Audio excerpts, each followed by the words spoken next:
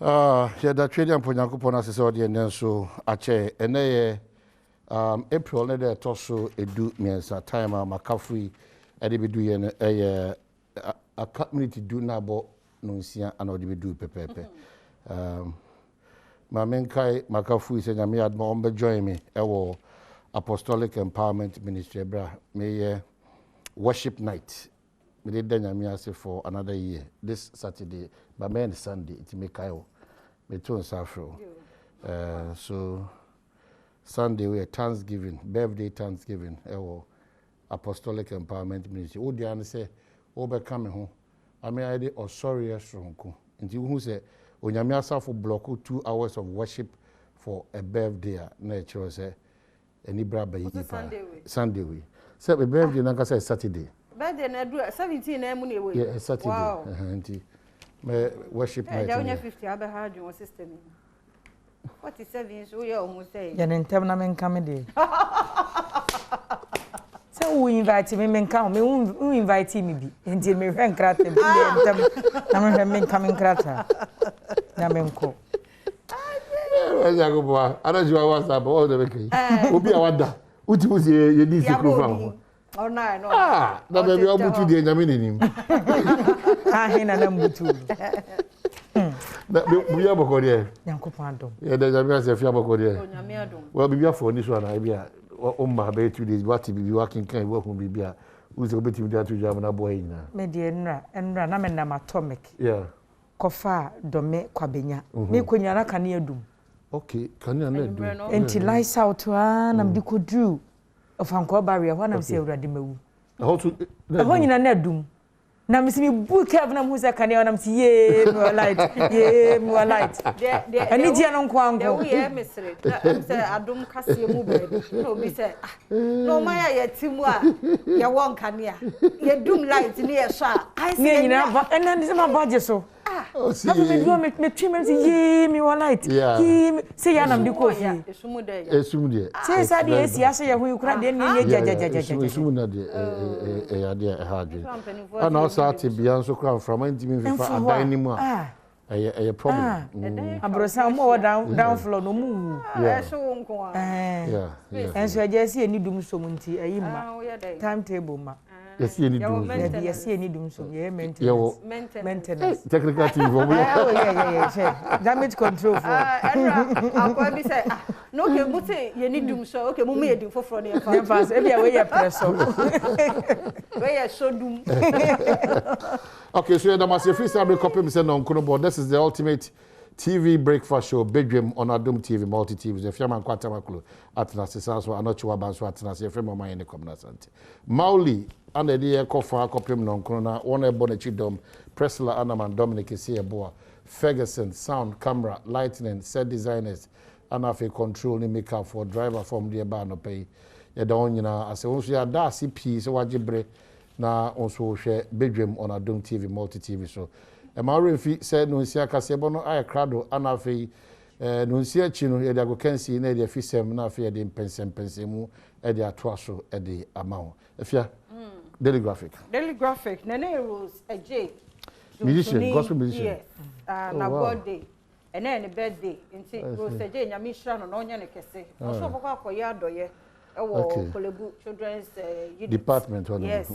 I thank God, Sissy, any part of the donate, yes. And you did be done about 2 night. Yeah, would done it to me. Yeah. Happy birthday, Rose, a J, and I say midwife Sally.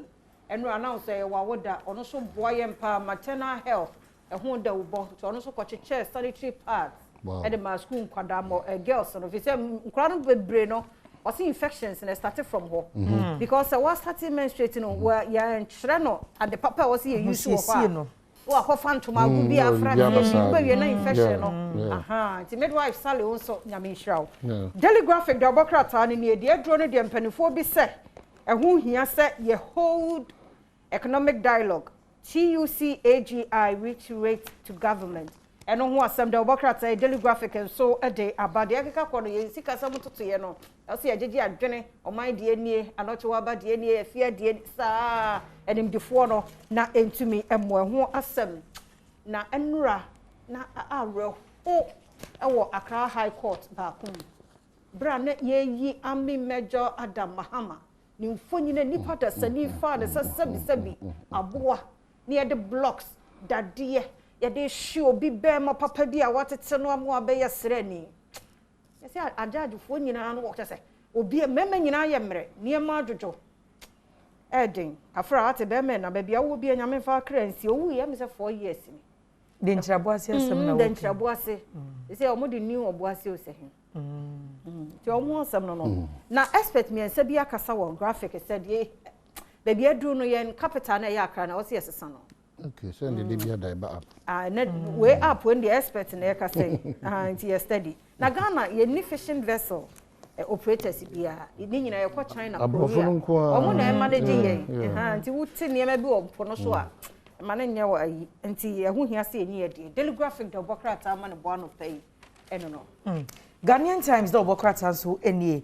na krata fan ye to so miensa kan kwahie si wosuhum na no kwasi ada no nipa num de wo hye nipa num de wese de ka na si amonche pa moa da hanu mo a ahweho emu nsem no Ghanaian Times de obokrata no e de aba sanso na the big one here wa ha wose so akwa afija kwabre south mensini no emu a enkofo bi ahye wo ho o makosisi adan wo bia yahodo bi a wo mo a epaya bo no eye wo no mo dabre na nkofo na kosisi adan na mensini no assembly na kwa mark dan ho se ebra soso mo paya ho no mo abo no nti no wo no muntu ene ebehwe efi dan wurafo so mo ntimi mpisa ma ne nyeye nya saa na etuo enti na fija kwabre south mensini mu wasante mantem no wo mo te entiribo ho ene krobo na empadifo akoma mo dan be 500 ahanum wo mo se wo mutu enyeye wo mo mpene mampadifo nwiri wonom edan no emu emu nsem Ghanaian Times do bokrata no de aba mpadifo so a wo mo di ntintiman on se na nsenya akaso asemi ba obi ama no so ase malam malam krabofo bi do ma no atum se wo ka malam no a wo mo som eye mpanimfo akira de wo yes malam wati obeya manako ete malam awudifo nti wo se saforo chewo mo ka se professor fo na so bia bi no se nkura ne ko malam fo ho nkura ne ko malam fo da bi o mo nye malam fo enti ne se so ko ba bi no se fa moja ne ma ne ma nipa kro ye mfra ne malam ono ana dwuno odidi malam fo de o mo kira de e wo krabosum nti me mfro mo se so ebe nti ebe sia no se na yakofa kase bodo no wachi nkoma ahodo no edidi so ma ye kwaba memo a chen samu akwaba mra Adom TV de aduru so no eye bedwam so kase bo wo hia me aya frame anoche wa aba ajwa se wan ensem no de obetie bi ene se Parks and Gardens o mabo mo homode kwantempo ahodo so wan krabubuni mantem ase no wo mu yiyi ho no ma wo ba abedua enua sanso ana wono mu a eton enam e wa shama chemu a empadifo mfa so no ento nam a ye krefra ma ahodo so ebepie mu oman yi emum adesuafo bi a wonom ewo nyame krom so ese wo musuku dan empadifo ato na jeje mu ni mu ya wosre se empadifo mra na wo meye ema omo afufuro bi num ka wadum ho nam de so mo se bedwam so kasebo na afa ejibrai na nsem ni nchemu no memfa ensomo Parks and Gardens ye no eye kuo ye ehye aban no ase a wo mo hwe si akwantempa ahodo so enua ne nhuri bekoso na ye kama no wo mo bo mo mode se nkrampopudi mantemu Accra Central ene ye pavement ahodo wo ho no wo no mayiyi so nyina adwadifo wo ho nyina no eye nkra ha sei opanyina wo no na woda ya no apapam wo mo se wo mo nkose be ya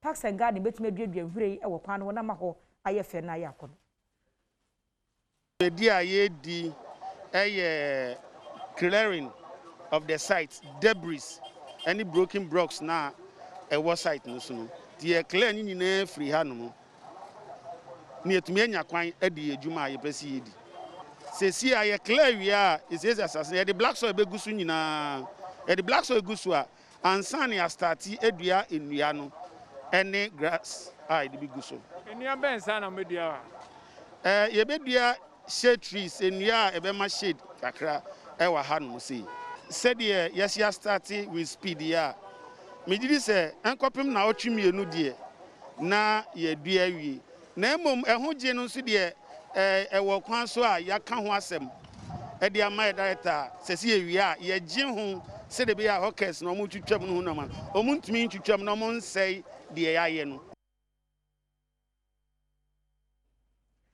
yemfri ho na yenko ashaiman na wono mo eto na mo no wa ashaiman adwom wo mo sei Ghana mpanimfo nhwe no wonfa so no ento wono mo ekra nam fra mahodo so ebepie mo mai mu sanse wode nam ni bedura ya na ma wono mo a wokum nam wo enkra ha se anase Ghana ha se no odi hu dwa no wo mu dwa no enkoye nti mpanimfo nsori no wonfa so no nto se bia obi antumi nkra nam emo mai sisi a nantwinam no kafiti no bibia wo export enti no so kan won na ya market no wo mo ntohwi because so share sa nam na ne boanye di eno so kurampa any taste odia obakasa ya pepper ne taste no but omo di ba ya ne bebi omo di nam ne fra na ntwinam ya horse nam ya den nam ya ntime ho enti won say sisi a ya omo to ade omo nhwe omo nto ade papa omo go to nam anyhow ya ne bebi anam no ba won say na say ne pa wo bebre ya ne ma ade akumo because when na local one and no na fresh sisi and there na ekum na ntwe no but omo go say £1 instead of £1 12 to the 15 cities so omo ba ya no mo ko to sa nam no bebre no mo di kwa ya ne bebi anam no mo di bakura ampo omo je omo local one no mo ko to sa anyama for one enam ne na go fine family ni yama di share aponchi na twinam omo sori akosto nko a na omo ko so now no say fine you cotton na no ba na twenu bo di if you say fine abai won share me sisi a wo to enam ne go fe na so dia ni o to mo share bo akasa se mo nya ko dia to ede e ko bia na che o mi to mba we de yen free ho na yen consent foforo mu na adisuafo wonom ewo nyame ye krom number 1 ye no wa Hunter West Mensiri no emu ewo atoye mantemu ese empanimfo mahwe na suku dan wo sia mo wato na jeje mu no wo me yen sachre na nkura de nkom sansa bia ya obetena sua de ho ayeden wo Facebook wa ni pa 5 na yet na una isi but you saba no fata book na Adom teachers from o chila na ya 5 nti we look nti sia ni ti saba na on Facebook ni fensia de fensia na me sia ya we were class 4 na mo me school dan obu ya che obu 2 years na mo class 2 yes abanala de sisi a ye wo class ebina yesua de misa abanala de ombra no be sie school dan ko minus sisi a se class 3 wo sua de ansa na class 4 sua de nye baby nsua de de class 3 4 sua de ansa na ye be sua de onam dem nti yan madam le train na di kwan na show them no was there class 4 mpena class 3 nyadi when you we can sana yenfi ya ben edanu susa itna slab ande oboboy ni nya student aye betin yesu adije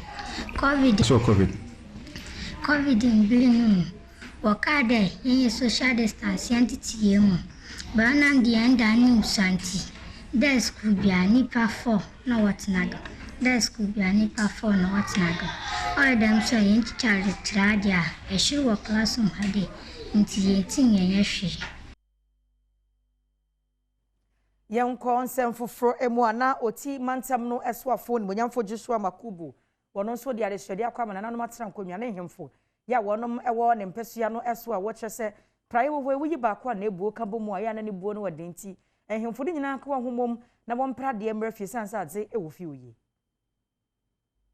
na mo betimi aye na omo etimi sisi little problems e wo ho no se na ebeye nimpa cross oti region na ahimfo na atimi afọ mo rightful position as traditional rulers na ye na ye wo aban afemo so no ye no mo betimi collaborate na ye the needed development in the abre the people of oti region enu na ye ade minister efina na wo Ghana mambu see the camphor no omna ba mambu no akos se wanya di kanipa na wa mfam fa futu pam so amfa ma no na wa ya chere kwa fa chene kwa ma kwa no abamfa so ma mu nyina ofuma mu nyina ma enti wa ye ni peni to see no na bebe be yanso na ebe hiam puntu mfere se mo ban na so amba chia no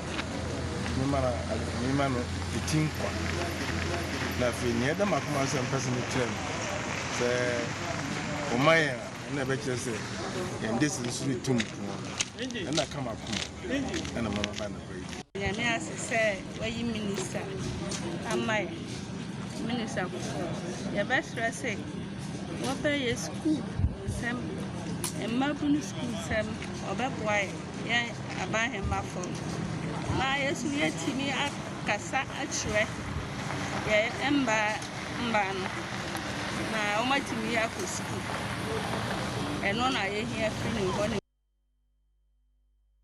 abusia yen consent for emuana Food and Drugs Authority mumpanifo ade ensema babonten ama wono a eye bibidro wo mayi mu se ewiase amansa nyina pomodin kubatan hu wono nsemo ana se nchechera wode abu so obi amfa so no wonfa nye enuro no Ghana fon so hwe na woni atwire na wonya ne kama principal regulatory officer Anita Owusukofo ena de nsemi atojo ade ejina so pa ede no mu din sa wo so good manufacturing practices.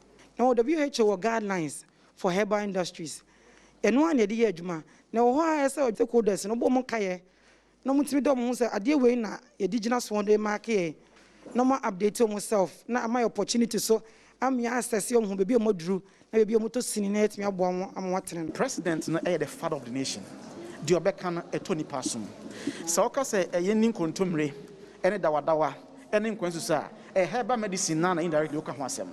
Enti se otna no tum bi hu se the way ankofo gidi obrofo dromo no e bi dron so sanity san se ene de yesuan san enu no masabe so me obrofo do won se akoyom de amomo ene ye de enso maye enti kwan na WHO require no ne nyine nam so enti president na no tum se o manfo encourage omo se omo nkoso nta bi dro na e beboa ama bi dro no afa no tum pa de fra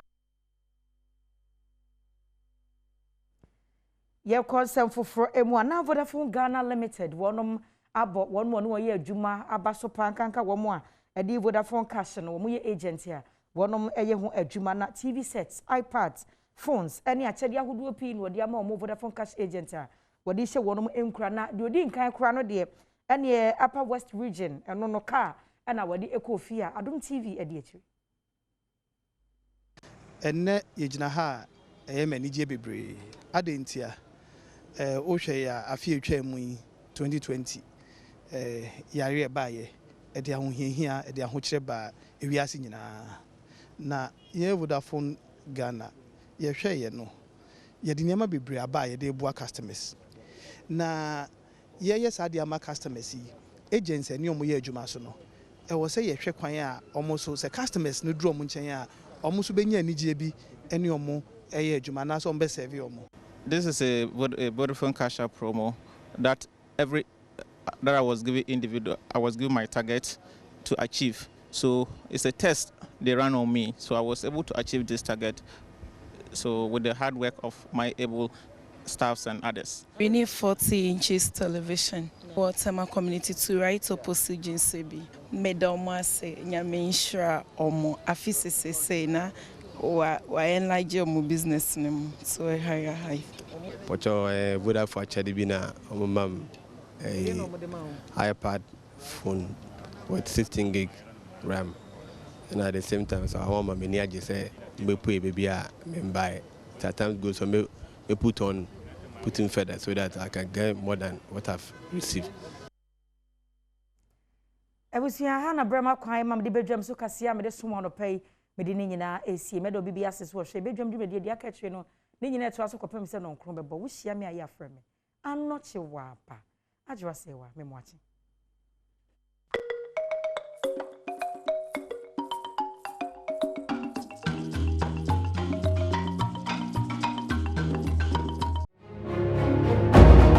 Enfe Ghana Football Association GFA womo so akache dia ne jeseni wesen ne ma esia kwa nsema na ne nam fama ekoso no chese Ket Edwin Simon Kraku FA boss ene ne mpanyimfo bi womo ne piapia players a Omusia Kama, the senior national soccer team Black Stars of Ghana, no, Edema coach Charles Kwabena Akono, CK Akono, so one year no Fankusia Kano, I'm so, and my coach, and as for my disabled, no, Nazanko and I kept Edwin Simon, which say, and then I'm from Mono, or no sweat me as Sante, but whom I is answer Mujidi Passe, coach SLT Place New Year.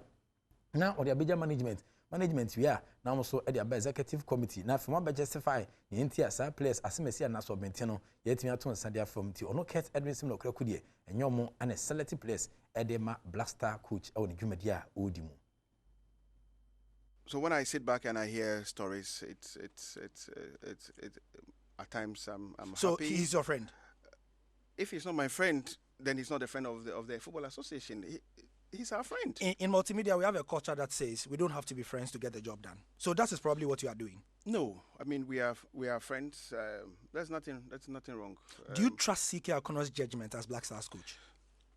If we don't, he will not be there. Do you trust him? If we don't, he will not be there. Do you subject his collapse to editing?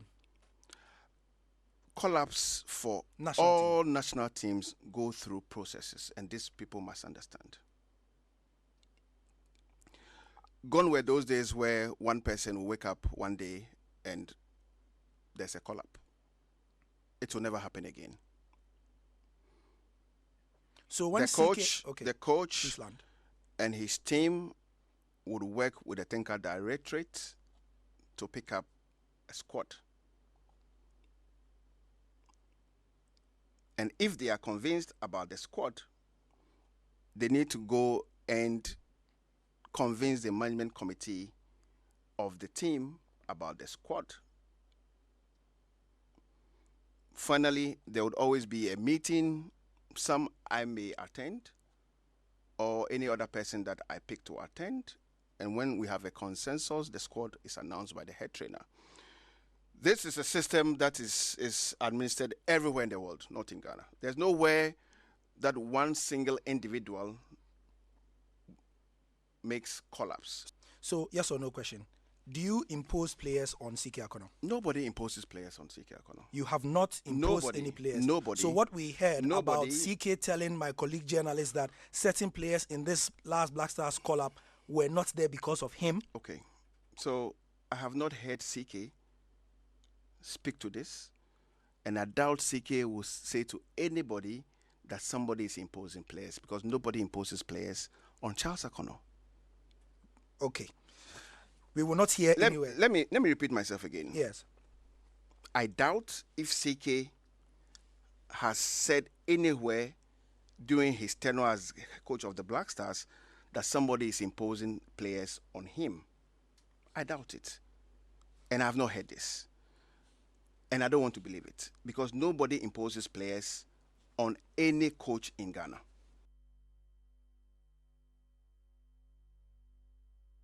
Nti Ghana Football Association President Kurt Edwin Simon Okraku and Gary Al Smith our Joy Sports Link so nana me meda no 222 ana papa no esori ya ape no kopija no betra ha obisibisan sansem fo ya ono so de akomni mu nchire mu etuaja Ghana for say nkontompuni na braba so biti akire say omo na epimpia place edema Charles Kwabena Akono head coach edema the senior national soccer team Black Stars of Ghana no kra tension ba ho kra say eni san komonim emu so pekini place to ya na so ne management committee of the senior national soccer team ne bishia omu hyewie na omo bo mutin koje penia ma bishia executive committee no na for matua san chechemi entia asemesia na so benten omaton san de afa ne mu so no kete pa epimpia place no ede ama coach de tofia kwa bi nsida eto de bi kwa san hyemudi no ontrem oton san ede frankofo na omakotrem na for mahwe se be betia boa enya place omi osintawe no mabene ewa gudi nim na mabeginem akonkodenden ede aboa ama the senior national soccer team Black Stars of Ghana niama etia to yenti brofo a omo kan na carry sa no ana me de akomni mu nchechemu etuaja okama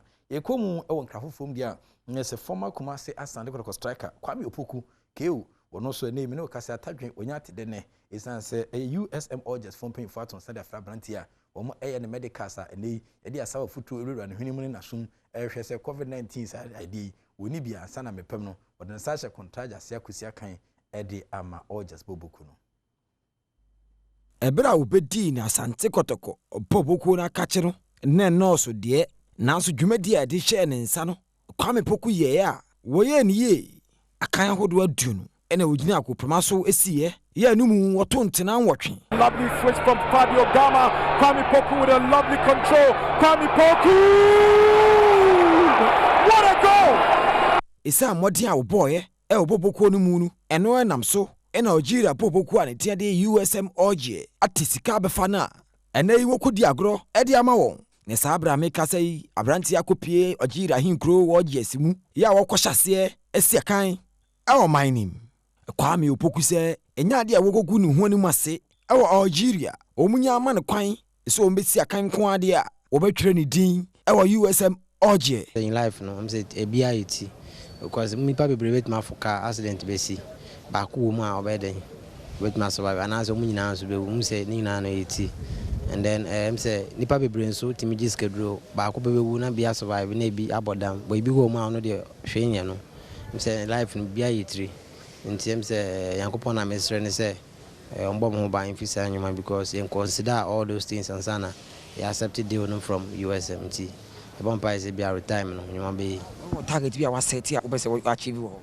Oh yeah, say USM Alger club am some compete for Champions League ne Confederation and then a club you compete be and dream ni say obetimi age cup no and am say Badwam say be this season no we still keep in touch say be wo league ni mu first second no ebetimi a place yourself there so that in Africa no ya ba Africa no nyoma betimi aye fine wo ba Asante Kotoko no wambo season ni nyina kura nwie ena USM Alger boboko abetoni Kwame Opoku akiri mu a ofew so ya Asante Kotoko chitafo na gie no ene na aboa no a ebre kakra obedi ni ho no wodi na ni kira amanoni am say Kotoko supporters na am say me hu so mo no me magic na nkasa because I'm say success in I'm say you know most because from nowhere and then we bought 1 or 2 matches no munya that believe in me from pre-season even last season before say like you know about to an end you know most munya that believe in the man so they were calling say membra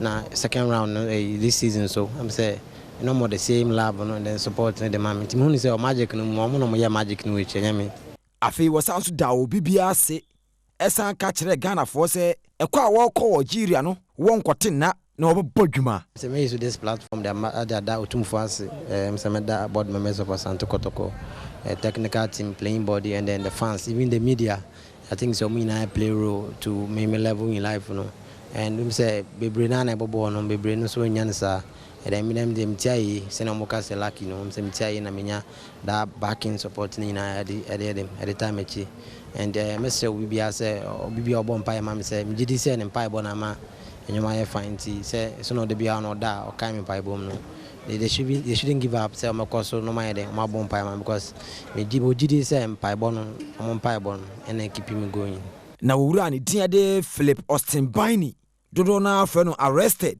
Kwame Poku ni manager ya waso na sene efi nkwara brema bepem sabre wura yi kire se de Kwame Poku ba kire Asante Kotoko no ene kura ne nketua mu na Algeria na wo kone de wonim se Kwame ebesa agine din ne de wo hwe ni mu ene se Black Stars no se CK akono sen ato nsafre players a Kwame Poku ebesa ba besi akan de am my Ghana bi obesa ba coach be man second chance obesa ba Ghana fu ina aje Kwame atum coach CK na so ehuni se no na kwala no ye Kwame Poku no obi o ma na kwanya foforo a Kwame be hye ne ho anyonyam anti no Kwame yakemu ankasa second next call up bi be bia no ye be frɛ Kwame na okono nkodi agro enti ye be ma mpanifo ni nyina ne Ghana fo nyina we se no Kwame sase ye san frɛ no na otumi bana obedi dwumadie na de ma Ghana Blaster no anti ye de ya call up be bia no ye be frɛ no Mercy Blankson Kwame Poku maame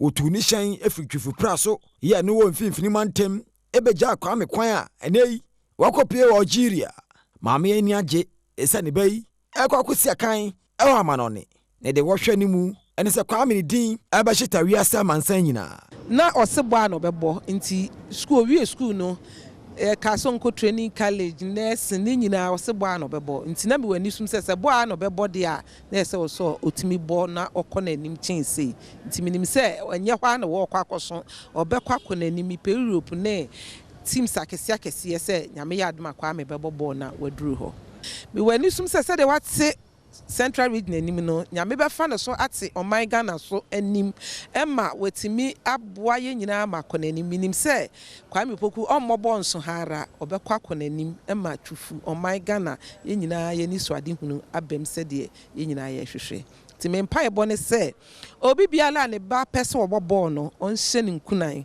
fi se eyayem hihie nti ye na mpa ebo na de tachire se obetimi na wakon akonanim nti wo ba ebobo a men nwinwi bebre eyempaibo na abebo ata na chi se de ye nyina ye hwehwe no ebetimi abem fi se me kom kotodwe ni mi bia am se awrade wo na abo no would bo bia so the talent kuta no nti se ye Kwame Opoku person the talent ne so obebobo a awrade ma ne nkonko nanim se de ebe ya ewiase nyina betse ne nka. Jenfield lays on the through pass. Opoku is onside. Tackle comes in late, and Opoku gets goal number 2. Enti Kwame Poku twefo praso eye TP womo international no na ahwese na ma Asia koso dia na se Kwame Poku akwa Ghana nyina strikers no ambassador to North Africa Algeria ana nei wode ne komo etuansa to Jan Sergio Manuchu revolving and oscillating reporter or proper story na chi kama ama afide otimisa pa dan ka de nya de ebibetiansa ba but ugi kwani chirema Mariano Barreto ana the latest and the freshest coach in town Kumasi Asan go for coach no na papa yi o starting say olusu a eya o tai extra space na wakata na ni na ntuhu nkosua no na ene die as o wini ntutimi nanim na o kasa but o de futu kakra tuansa beja refisa se benya do o mde mframa bra ne gina mapantam mu hia be ma kan si fiase na esa akọ awie pa se refis no empo 30 players ni san se bohwe no na engagements bi ha o mabu mo nego so na players no etiminya reckless and dangerous tackles bi and challenges bi e wa kan si ma ogide pa se refis no ana saa so die no edom so a omo ebiomani a omo betimi aboa ama players no ya protect you. The work of the referee is not only wish. You have to protect the players. And I have a national team player injured now. I don't know how long. Because there are some kind of foul. It's not possible in Ghana, in Burkina Faso, New Zealand, or in Australia. It's foul. And we have to protect the players. Because Ghana have skillful players, and the referee have to protect the skillful players. Aggressive football is one thing. Making damage and making fear for the opponents means another thing. This is not pressing. And the people have to understand this. I like warriors. My team are warriors. We don't kick the other guys. You didn't see any player of opponent team come out by injury. And I have to replace Imoro. It's a clear red card. It's clear. About the penalty, I think everybody saw it. So even against all these things, we create, even in the end of the game, more 2 chances to finish the game for 4 goals.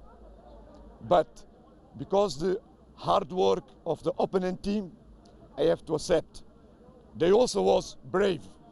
They are doing his best, but the referee should be the judge, should be fair and protect the law of the game. Okay. I will not forgive these things.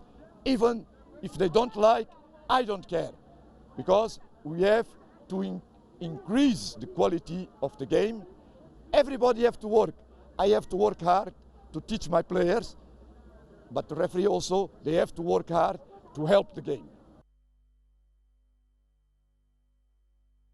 Nti Mariano Barreto kotokofo coach for panate ne kanso de ne komo eja no na iwes mu ntimi wade so aso kechiri nye rally kitwa bi no aye sports mu de ama eye refisa omudi akensie e o Ghana ha o dwa ne sem pa Mariano Barreto ko na bakosem a team so coach omu na no ne lose e do so sen ne win ne draw ba ne nyina na we pie mu kotokofo start e wini aniti o de rally ye ana o ye rally e de etia refisa omo ekwan mfa so di akensie o Ghana no enya dia ekoyi na masan ya ade dodo wan ya ade say so far we there many sopa me there me ne mabusuafo there crowd dada o because box ne there mo bi crowd dada nti there can say da mo ase say motimi ayesa ade we Adom TV we there mo ebuoi enya me because multimedia there ni there motimi ye dada efri titi na mo na dia mo ye ni da mo ase biem esimo asan akwakoje right here Europe mo be yam enya bi ahwe da mo ase me dey already me want me decode and down the down nti me catch me no an obi oni multi digital be obi anya word non pay no GB because multimedia there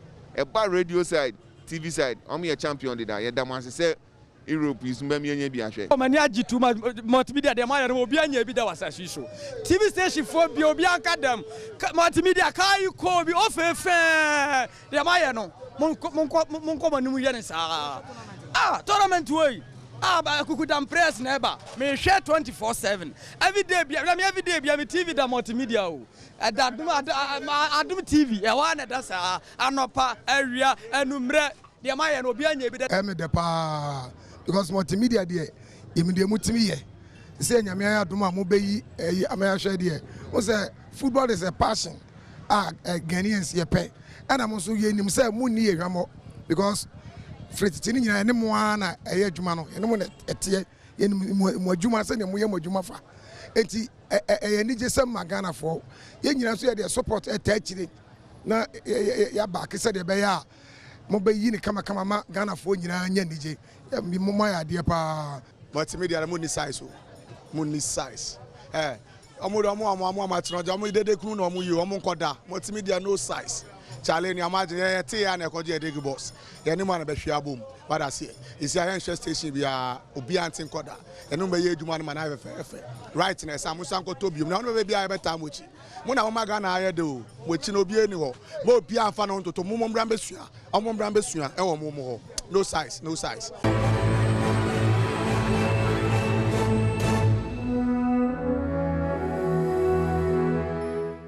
Euro 2020 multimedia agent 2.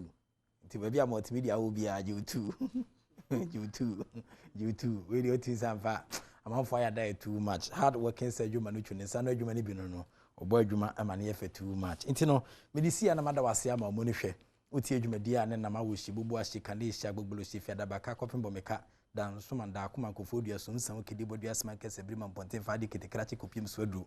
Winiba kaso a nyanya no kwatin pokweso jaman akosumu ene ne hye soso ga kopeda bala hohoi kochitu adidome konkoko bomi ubo nkwatia edwa ni kire mo hwom krum sankore ekwa akopie mu ewo aye achimoda ekokwa adwa ni twen san kire ma akopie mu ewo Enzimaland na do mahene akache ewo doma ekosunyane kumase de adwa ni kire ma de chemso ene na mafo friend dai kemso ukuma akopie mu ewo yamosukrum ewo kodivua obia ehwese na nyama esi eko boafo heba ede boafo ointment ene boafo capsules anaba memini bi na mo pomodon sem 820 1xbet. I've always told you that betting is better than sakawa. Betting hita sem se utwa ne befua ana odin befu utwa ne kuma bia odin kuma sa no manum bo modin ada so sabitin kan 1xbet.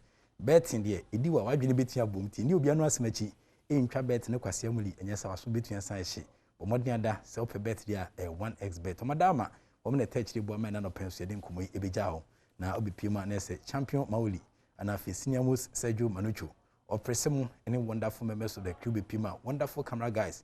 I feel Heston and Messi qua osmosis due to now feel so Esther and then we are almost make up. Me sure same we are on be making me down. Now boy my name Etienne Kuya. I didn't any man you can see you for being the Sony and found Kobe beer and it so. The act of being a good guest is to now to say goodbye.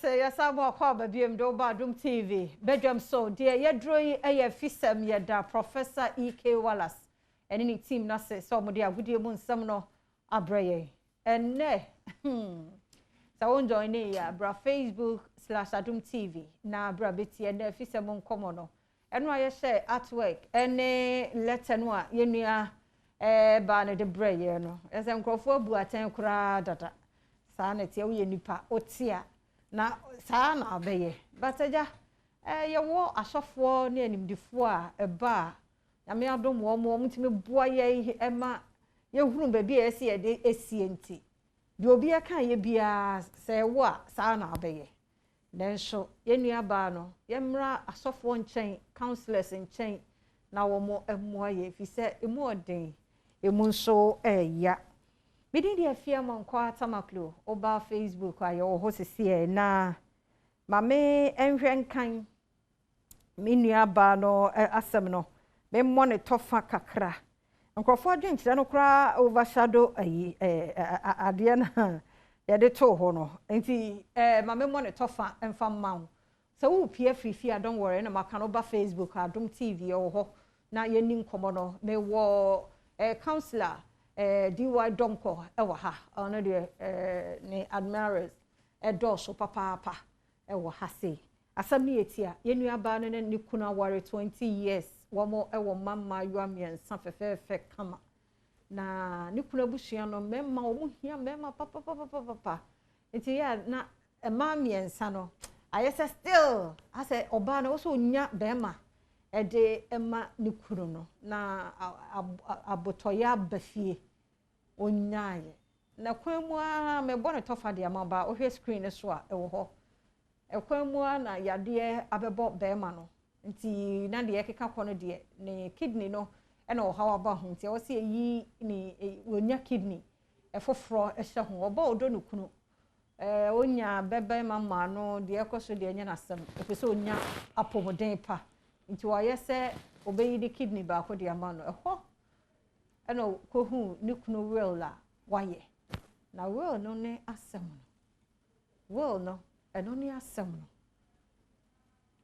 se will no be ma no odi kan wo ono akọwo nchen amanu su nyina omo ye 3 eye mema 3 na ne japade no che mu no japade oha no la oha no emu 90% de odi ama oba no awo mema no na 10% na ire na waware no for 20 years no ama ne 10% one ne mama ayo amiensa to oba ne se nti we no kidney no onkoso nkoyi ni kidney ne manu ana se de ohia ye nyina ye ho afutuo enti ebreso ne ebie phone lines na obetime de odi aba na sabre de so pani DY Donko ewa ha asam no wo ye hwan a oti a kakra be fa ho kakra be fa me andra beje na bis ela me de fa hindi asam aba as human as I am I was thinking about say me na nka be ye oba de na me ye me nua ba futuo be na metu no me am ye be me so eye me yere a na ato na de na me expect obey ni say wo be ma na wo ato ye nde ho onwene ho imagine was be shock am before so be here well na e be me who say na kidney is yenkopa bi wo ba ya ne na wo ma frɛ no ono no hia bi na de de ye ene wo de kwa wo de bre wo ono so na wanya 10% out of 100 oba warefo no mom no oba wadefo no mom na sabi otwa fa akire de akɔwo no onu mo manya 90 na akwa kwan bi so te se wambu oba na de na wade no wambu na ma obuo ni bi anka ne mma na akwa se abusua ni no wo be ma na omu oduo but sase bo yemfa ntu dwan kire se abusua ni bi a wo hwe me na abusua mu mpanifo na ahemfu bi a wo abusua mu nti azie se bi onyame pɛ no de ma aya to de bi ane aye yaso sabi wano a wo be ma wa wo nipa wo ba sabi yaso wo nipa sase ne nya ka na wo ba ye nipa be ma so ye nipa di sabi oba di idea yi yeti kurma e ma bi ye MP se bi ye minister bi ye ahema na se kura de ma bi wo etimi from ohen di den ye den kwa wa wo miensa mo ni so na da nyame asese de wo pe and de ama Bible say children are gifts from God. What you cry the one bi. Ebi mu nya bi 20 years, 30 years, 40 years. Ebi nya bi. The okwanya mo so awoso ya baba awa 20 years to 30. Obi kranya air topic mienu miensa ana mienu ma ene otumi ngu bi. Ti se nyame adom be ma akwa awade na nyame ayo mobo ehu mobo na wa wo 3 ma 3 a me finish wa wo bi.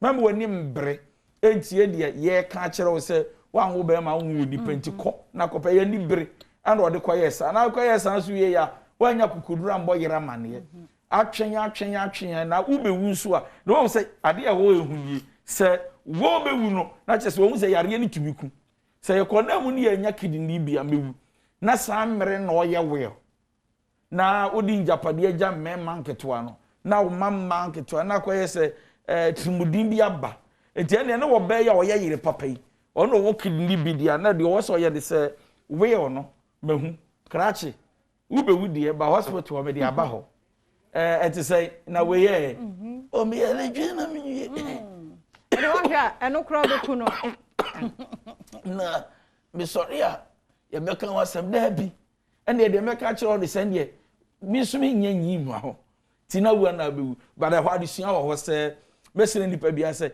me hwe nipa bone so enka sa wonye papa ahane na edin no na me dey to message say bye obi say fa paper no ko nyina na fa lawyer ka ho na ka kire de se san we ya na asesa me so mayi na me di ama ba me kire say papa wa ye nipa nyina nyi obi ano da wase nyi obi ano ka se mbo nyi obi an de bu obi kura ye ne papa bia osan ko seewo e ko ka kire nkrofo how bad you are na no kura won say wo hwe nipa bone so a ende papa wonye no kura won ti na ka me kan susu say wonyi kidney ma no oh yes but asema we ni Ghana hani Africa de minim se ne yeti abrochira ye kidney na ma no you go through a lot of tests ni ahwe se wo ahoden yi a ansa ne yi sase ba ko na e ka no bo anya ahoden papa na won so ene ye beka de se risk na wo take wa mara nkwala amiensa ho okoye na ne de ba ko akantumi amboa no owu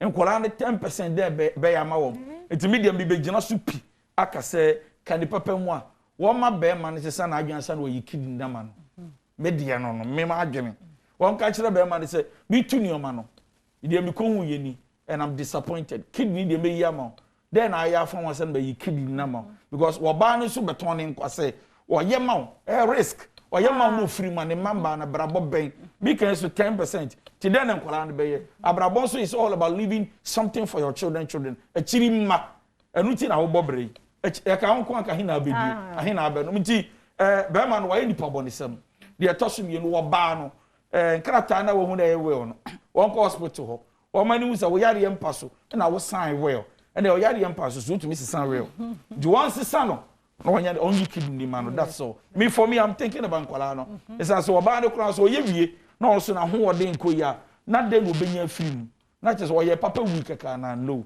so for me the will must change and sound where you keep na man na even before you be do hokra no adai na obeya sa anka at least obi message ono so de buy no we don't care any 50-50 because omo nyina kra ye 3 boys 3 girls 3 nzinka ye ni 50-50 we say any penny ka ye dia o send my and say from day one no man no on penny we no oh possible so open but when we say now you can be say abusuan onu film no omo pemme ma chen ma say o be ma sabe obedi wa de oje wa wo me say and say won wo be ma na che sabe woni ma won wo nipa won wo bi a woni ho a obedi na ade na obeye de sasuni na wo say mema bi dia wo ke obi obetimi ada ba oba no mom kra na be so responsible no wa ba be ye de ayo say ye be me me be ma bi a ya wo na to abusuam sabe de so ma fa so de but oba mom so ba enti me hu say be ma no oye greed nani anso ne yere no enye don no ba nani anso ne yere no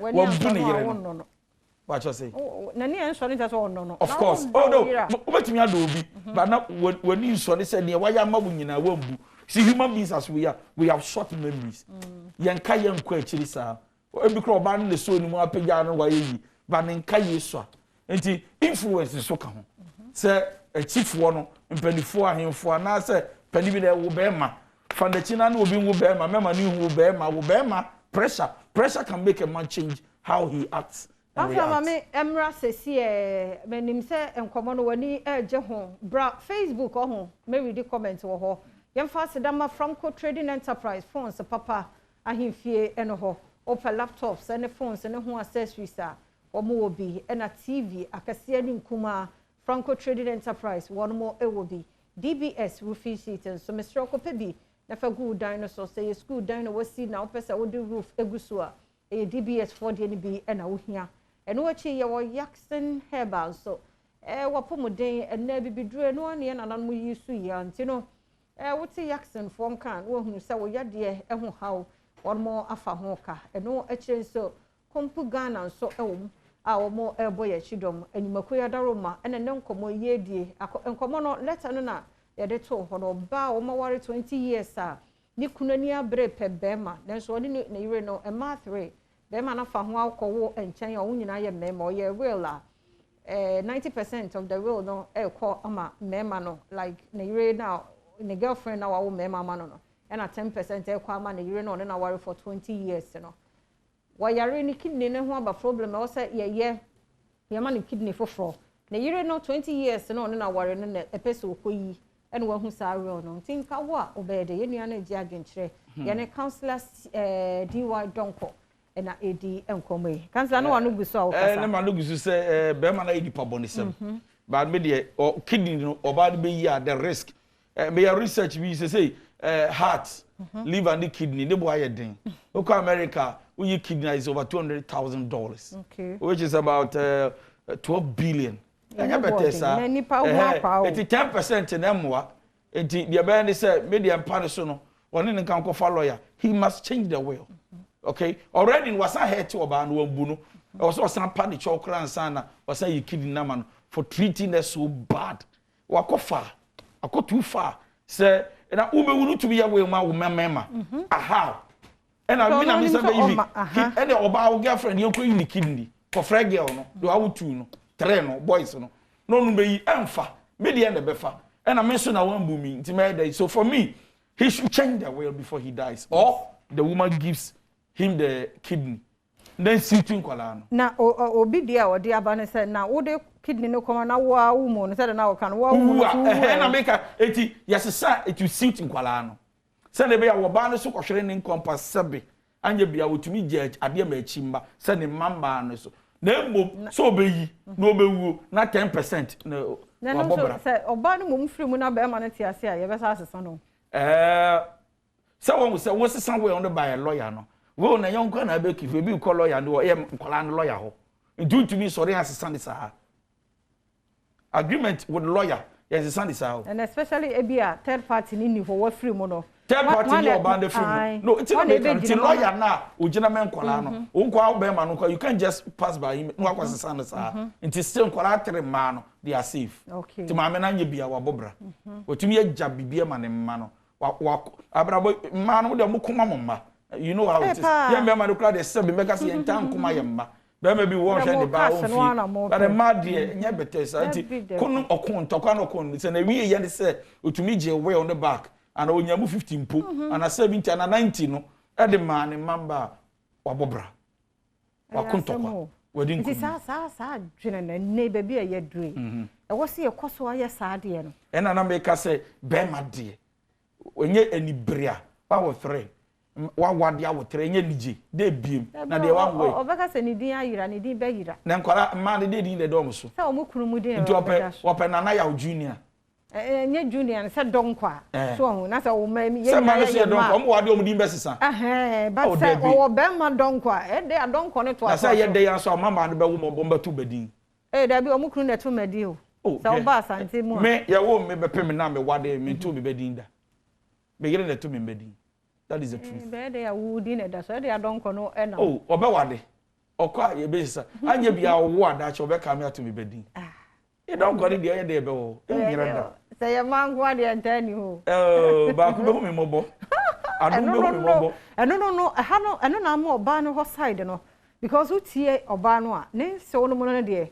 Omo value be ma no. The reason is that they think say na okay no. They think that okay say man omo wade no mo kwa yakosi se obudin donko ni nyina aye ni bibi fufuro ba be ma de edini dan so ntie ni sa but hey nti de wan wo be ma na se wan be bobra na de wan wo na de owo ya de ban so aboda mo na wa firim we hey de wa firim kra de ya obi a wo fere ni matere ni nyina fi ti be ma no ni bre ene akono mboroso na e ma na yesa wanya ade nti de na nka e wo so wo ye e bia no obi wo sa situation ya ye nua wo mu sesi a o go through pa and then a Bermano, especially Bermano, because pressure from parents on one side. Yeah. So we have a Bermano, a head, though, over him, a man for and penny for. But because of more pen Bermano, a yintino, and dear now back, because I say parents, a man of pressure, why you're confused. On no sign, then on ye. We are see what dear, the greatest pressure must come from your partner, not from your family. Naturally say, when I say ma wade wo, me know what the pressure bank I want be pressure. And I mean pressure, not the family. Oh, what do we are? Pressure there between us, not from you. Oh, my kwan na busuama pressure, then you are not a man.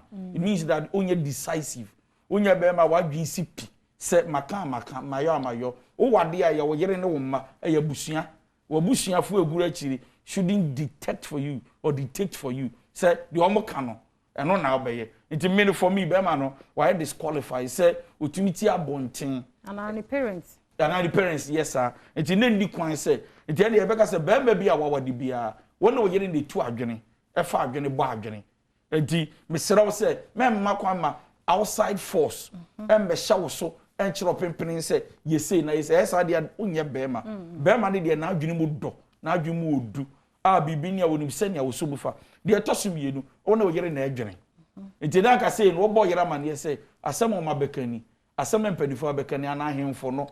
And I'm penifo abekani o dwene wo say na wo yere kran fa adwenbra na men ka say o yere beka say okay saade a unu obi nkoda na ne no wo enye na meka na emom na because anya bia obo na mane a oba no would have been able to suggest bibi fufuro say there be yen hwe yi say ni say emboa whatever what me dey see dia na wo ye be ma otrum odene dey toso me yensa be ma bia wo hwe bibia ntie mi say men fa dey nsie wo yere enye me me bia ye njapade abobra and then the Ukraine baby ade no duwa anko hohowa and anu ma me bi ni me bonko ni kusisi na over 2030 e won kran de wo hu ye be 10 pe be ma na dan for best friend ni be japade ni nyina achen de yere ade ya o se ukunti aso no so surprise o na da achi o akere chiro ni japade nyina is 15 na aka no na dan for nafa o be fa mpa o nya dan for papa me no fa but panimu bi so kan bi kire se enye bibia na wo se omo oba no hu anya de kure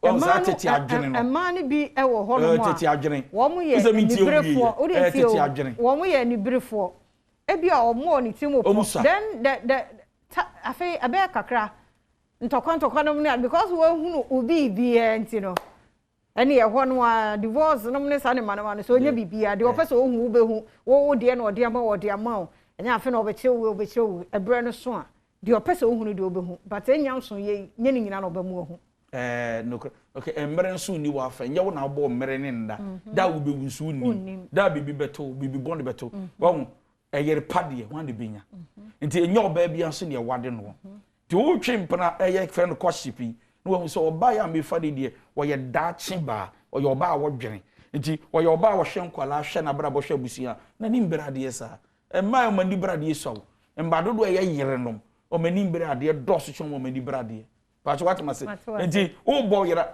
na ejapade bebre wa member bi ni o mogere no na aye de ono aso no ye kra ne yiri nim ba bi e wo na aye den obeku ana obedepento obegu eye adwene anya adwene mpa ti me de mesere se saa tetefo adwene se me ma ni hunu hu na ni bebre ohu a obeku no afa ohu a it doesn't make sense me pa cho wo ye be ma me fa de ensie o yere wo yere pa so wo yere pa na wo mfa de ensie ni mom no hu a the credit wachi ni mpa ye di wachi obom mpa ya wo ka o me ye nhira ma so that is it enen komo no ayede na wo hua de afiri mo de obi asam na ekohini obi de e bia wo de ne nam ho pepepe by the time a ye be wie no wo adwene bi saa na ne na yasesa e de afiri ho enti we yenhwe oba koba se wo kunu te se ye nua ba yi de ye asese say ono aside ono no dwene kidney no ho but say enkura no so afamo oba warefo no e de no wonye aside all pressure ejapade no obesesemo no ontwe nkura no mra emeka ho sabe ya odo ne mpana ma no ne yiri ya wote ho so no say no well no wo ko ho but say ukunu ya da ne ma enso akwakodi ba bi omo meye anuan mo ntwe wo mo mra entwe mo meka ne mama ne meka ne mama no ho se de yendu ho yendu ho de di kan ye well de toso me no ye kidney de toso me yensa ye behwe akirefo no ye fo mo mbamu saa e wa mra be ma ne ti ase a yes san well embo nkomo fa ne o man 2 yinti we mu 3 football players yi o mo transiansa na ye hwe thank you na ye hwe well no send ye be ya e be favor me am be yi me kidney no se ba sa na nkwala miensen so ye de nya wom ye wie wa na fe de me kidney me ye wie a de nyina ye ho to yan na nyame adom ye ti asta inshallah na fe de ye kofi a na ho asem ebeba sure so be de won hunu pa na etrenya bofre o wasa don pa obetimi ayi kidney ye wo ma bi wo be ye you be shocked say obebu okro be ya we on still be ka kire no say me de nyame de be chia ka de ma nyama no o ma bi wo sa ba dodo no so be say da bi sisan we on no say ya no be ya ma se be da chia asem ma ne mbenti oba wo koma ne ma de sa no san be nti obebu obeye kra onwen we no do obeye ho towa ne aka ho asem wanya ma ne ma miensa na ono ofiri se nyame te soro ono tua akasa ne awonwuma te ti obebia ne nisu nipa bia nso ne na adwene Samu. Esa nko banki enya no pa ne yenhwe be ma no condition ni ye. E be ma ndi owu anya kidney ndi obewu. Anu de we anya obewu. Ti sa point we ne de we oko. Te ase je esen. Na we sisan na mi nyima we. Obesan. Anu kwa yenfa pressure meto no so de. Pressure ben. Na so sign we hu pressure. Ma ye ten. Esa ko no wonyare. No ho no nyare na ko timu kwa say den we no yare nti o say bi asese ne pressure eti yare ne be boa ma wa sign new one no ube wu mi na be yama ene sha be yama wa sign na me yima nya sa ube wu be ma de timu odin o ye widi ni so betima ka say na ma mi wu oh yes be ma betimi aka say ai ma mi wu mi wu ana asa wo no me sign ne sign o china na ti wa na adwene say de wa ye no ehia eyema ono a no sa ne de ye ni hwe be ya fa tacha ye ja no hospital na nyame adoma ye kosie no aye fisa me na obi ani brese councilor mam de adanse de me enye nkrato isi mayi mra ye mra na ebie phone lines na bia won so was similar na bibi go through wo abrabo musa ye kwa basisi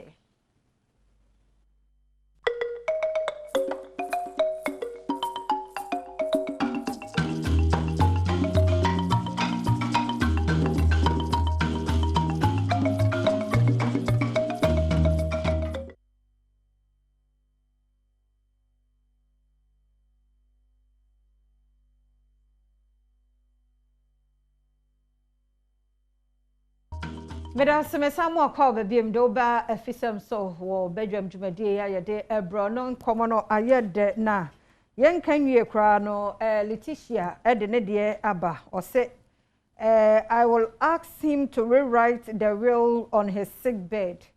When he is done, I will leave him there without a kidney. These are men, something oh.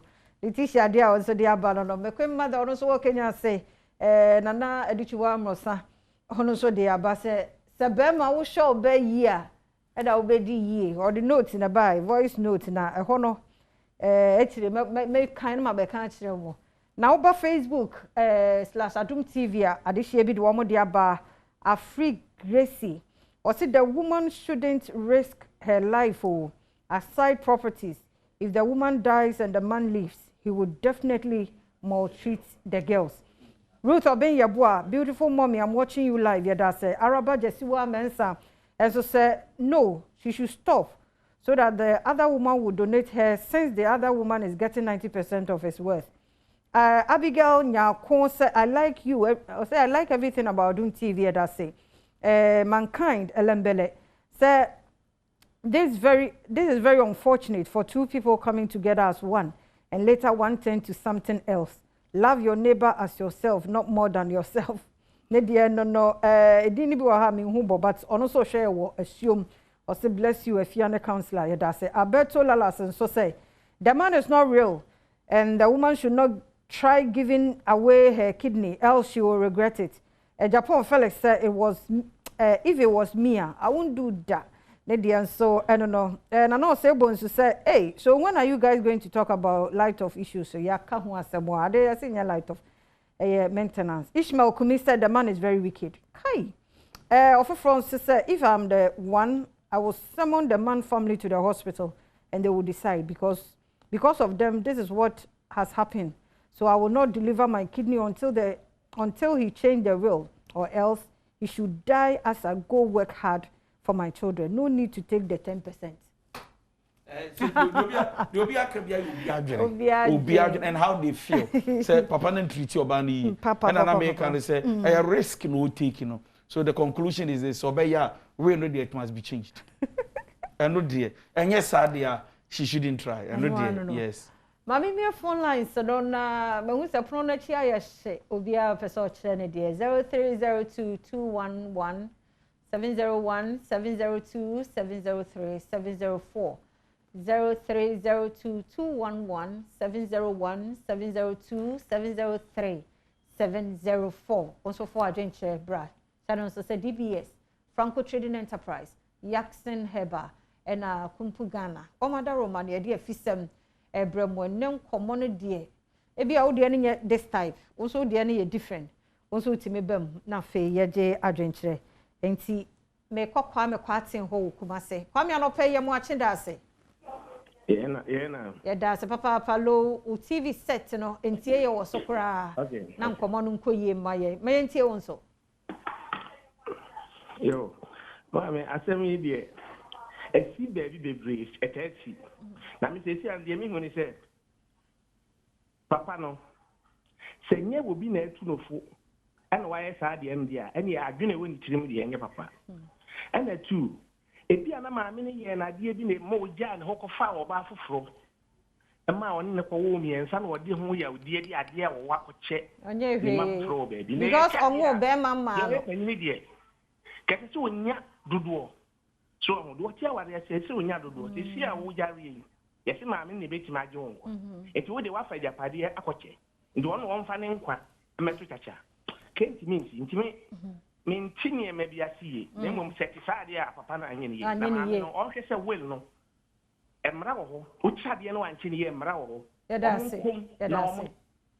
se papa of from so ahoma so yewra boachi ya dom boachi ya dom ye mo ache mo akwaba ye mo ma me ya da se o frefri hia no pay ifa cho me frefri asante mampon ya da se yenti o me pa o cho de be ma no aye no are ho na asesen so na de me adeba ko pese ni hu se dia na ono oba na odika wo me ma no edika bo bra ansana oba na ono na wo ba ko no eba sa eni modia be ma ano etese ono oba no na eso oba no ma ono no echewe no be 50-50 after 50-50 no ano kidney no means nyima because that man o ye wicked yeah that's it papa mama nko elembele so mini abe mama mo akwaba na kam jo so akomwe nyakopon adom yeah that's yenti o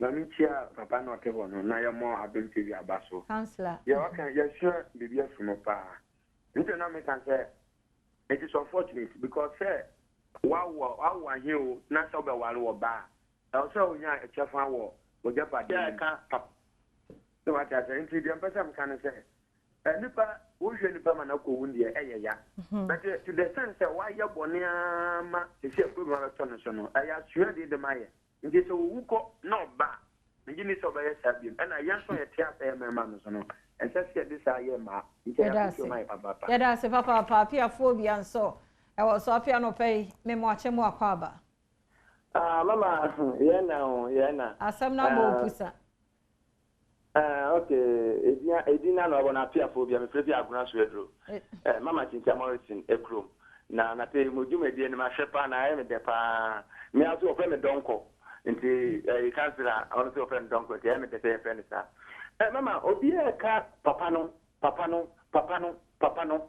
asemi amoka wasemi ya asemi e se yen emaya yesisi yebi tuye hofo webi tuwe hofo pa se woni be matse woni ni ntina ye na sebe be me bie ni wa sebe obeka se okwa kofa ne tanfo ba de na betna na oba ne betna be ma ne nchen a nyome bi oye kire be ma no ebi o ha be ma na ye ni ya bet oba no so pe no oba no so ntimi njai nti ekoba ne sana mba na ono awu ni mpo no sir be ma no ya okra oba no ho ya okra wo me ma no won so Inti se bema ni kotima baby na se if you konya oba bi no ne ko wo ba ko na se oba no ye na pedima no o bi o bi post otum bi sa se o bi am wa o ne bedidi ya da se we dia na mfa no ho kra obo problem nyina ne se oba no ntimi ngo bema ma no eno no amu akọ wo nchen a so luckily for him wanya bema miensa ejapade echemu no de emu eduokono ma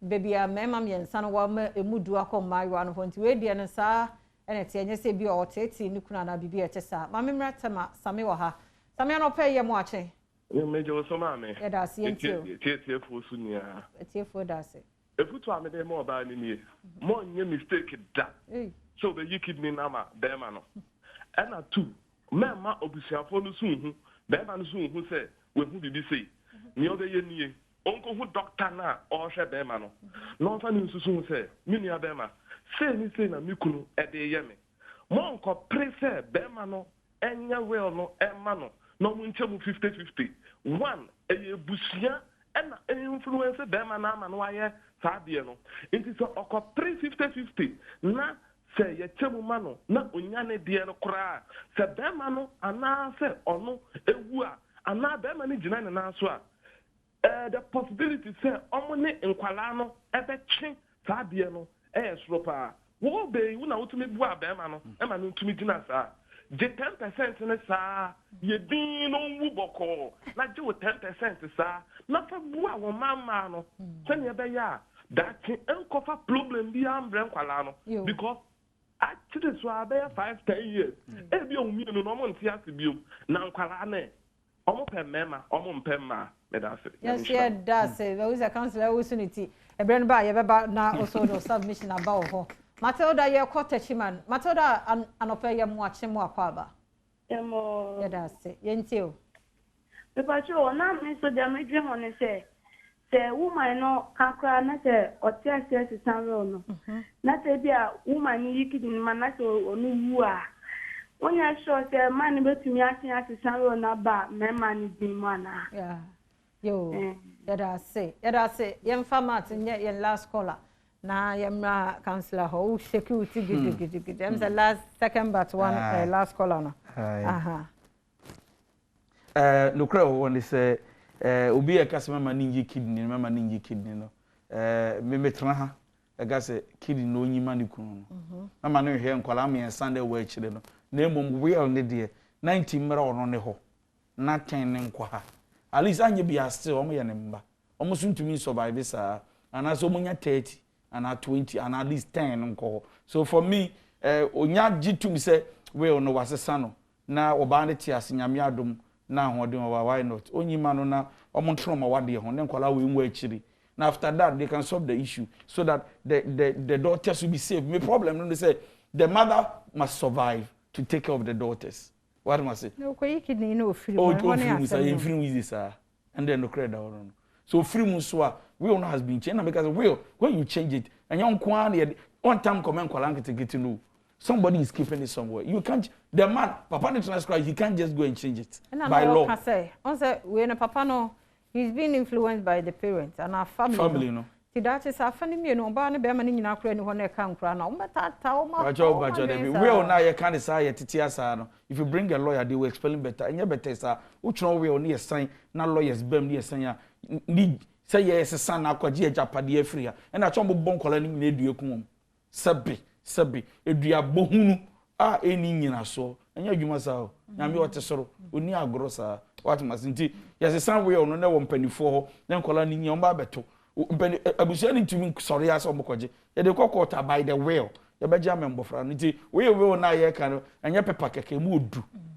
enunyamum se munya opene wo mpa so wo sign na ikodi oba ne lawyer ne nkwala lawyer ne ho no mu keep here or trans be man transcribe nobody who it's not easy for the man alone to go and change it again. Councillor your time no aso wasem etwa to ade be man ye nua ba futa be man ne say me man due ya but don't so due mu wonjira pi na on kai ne man say ne man nti o so trans na hwe no but liver a kidney de me man yi sana ne boarding so so sango no kro o sande onyi but akwande ya na adwene so ye be ma Mrs. Sao mami afadia na ojane no awu ni aba yi ni bi na so manage 10%. 10% no manage ni sa na ofanye adesua ne ade kyerede e ma ne man kwala no no ma na ntenu ko after what nyame de kyere nipa ya da say counselor ana reverend DY Donko ene waboa yen mo amofre yen nyina nyame hyira mo wantimi amfre ba na wonso wo hye nyame hyira mo ye kwei ene counselor wie wo ha ye besa to aso ye ba sisi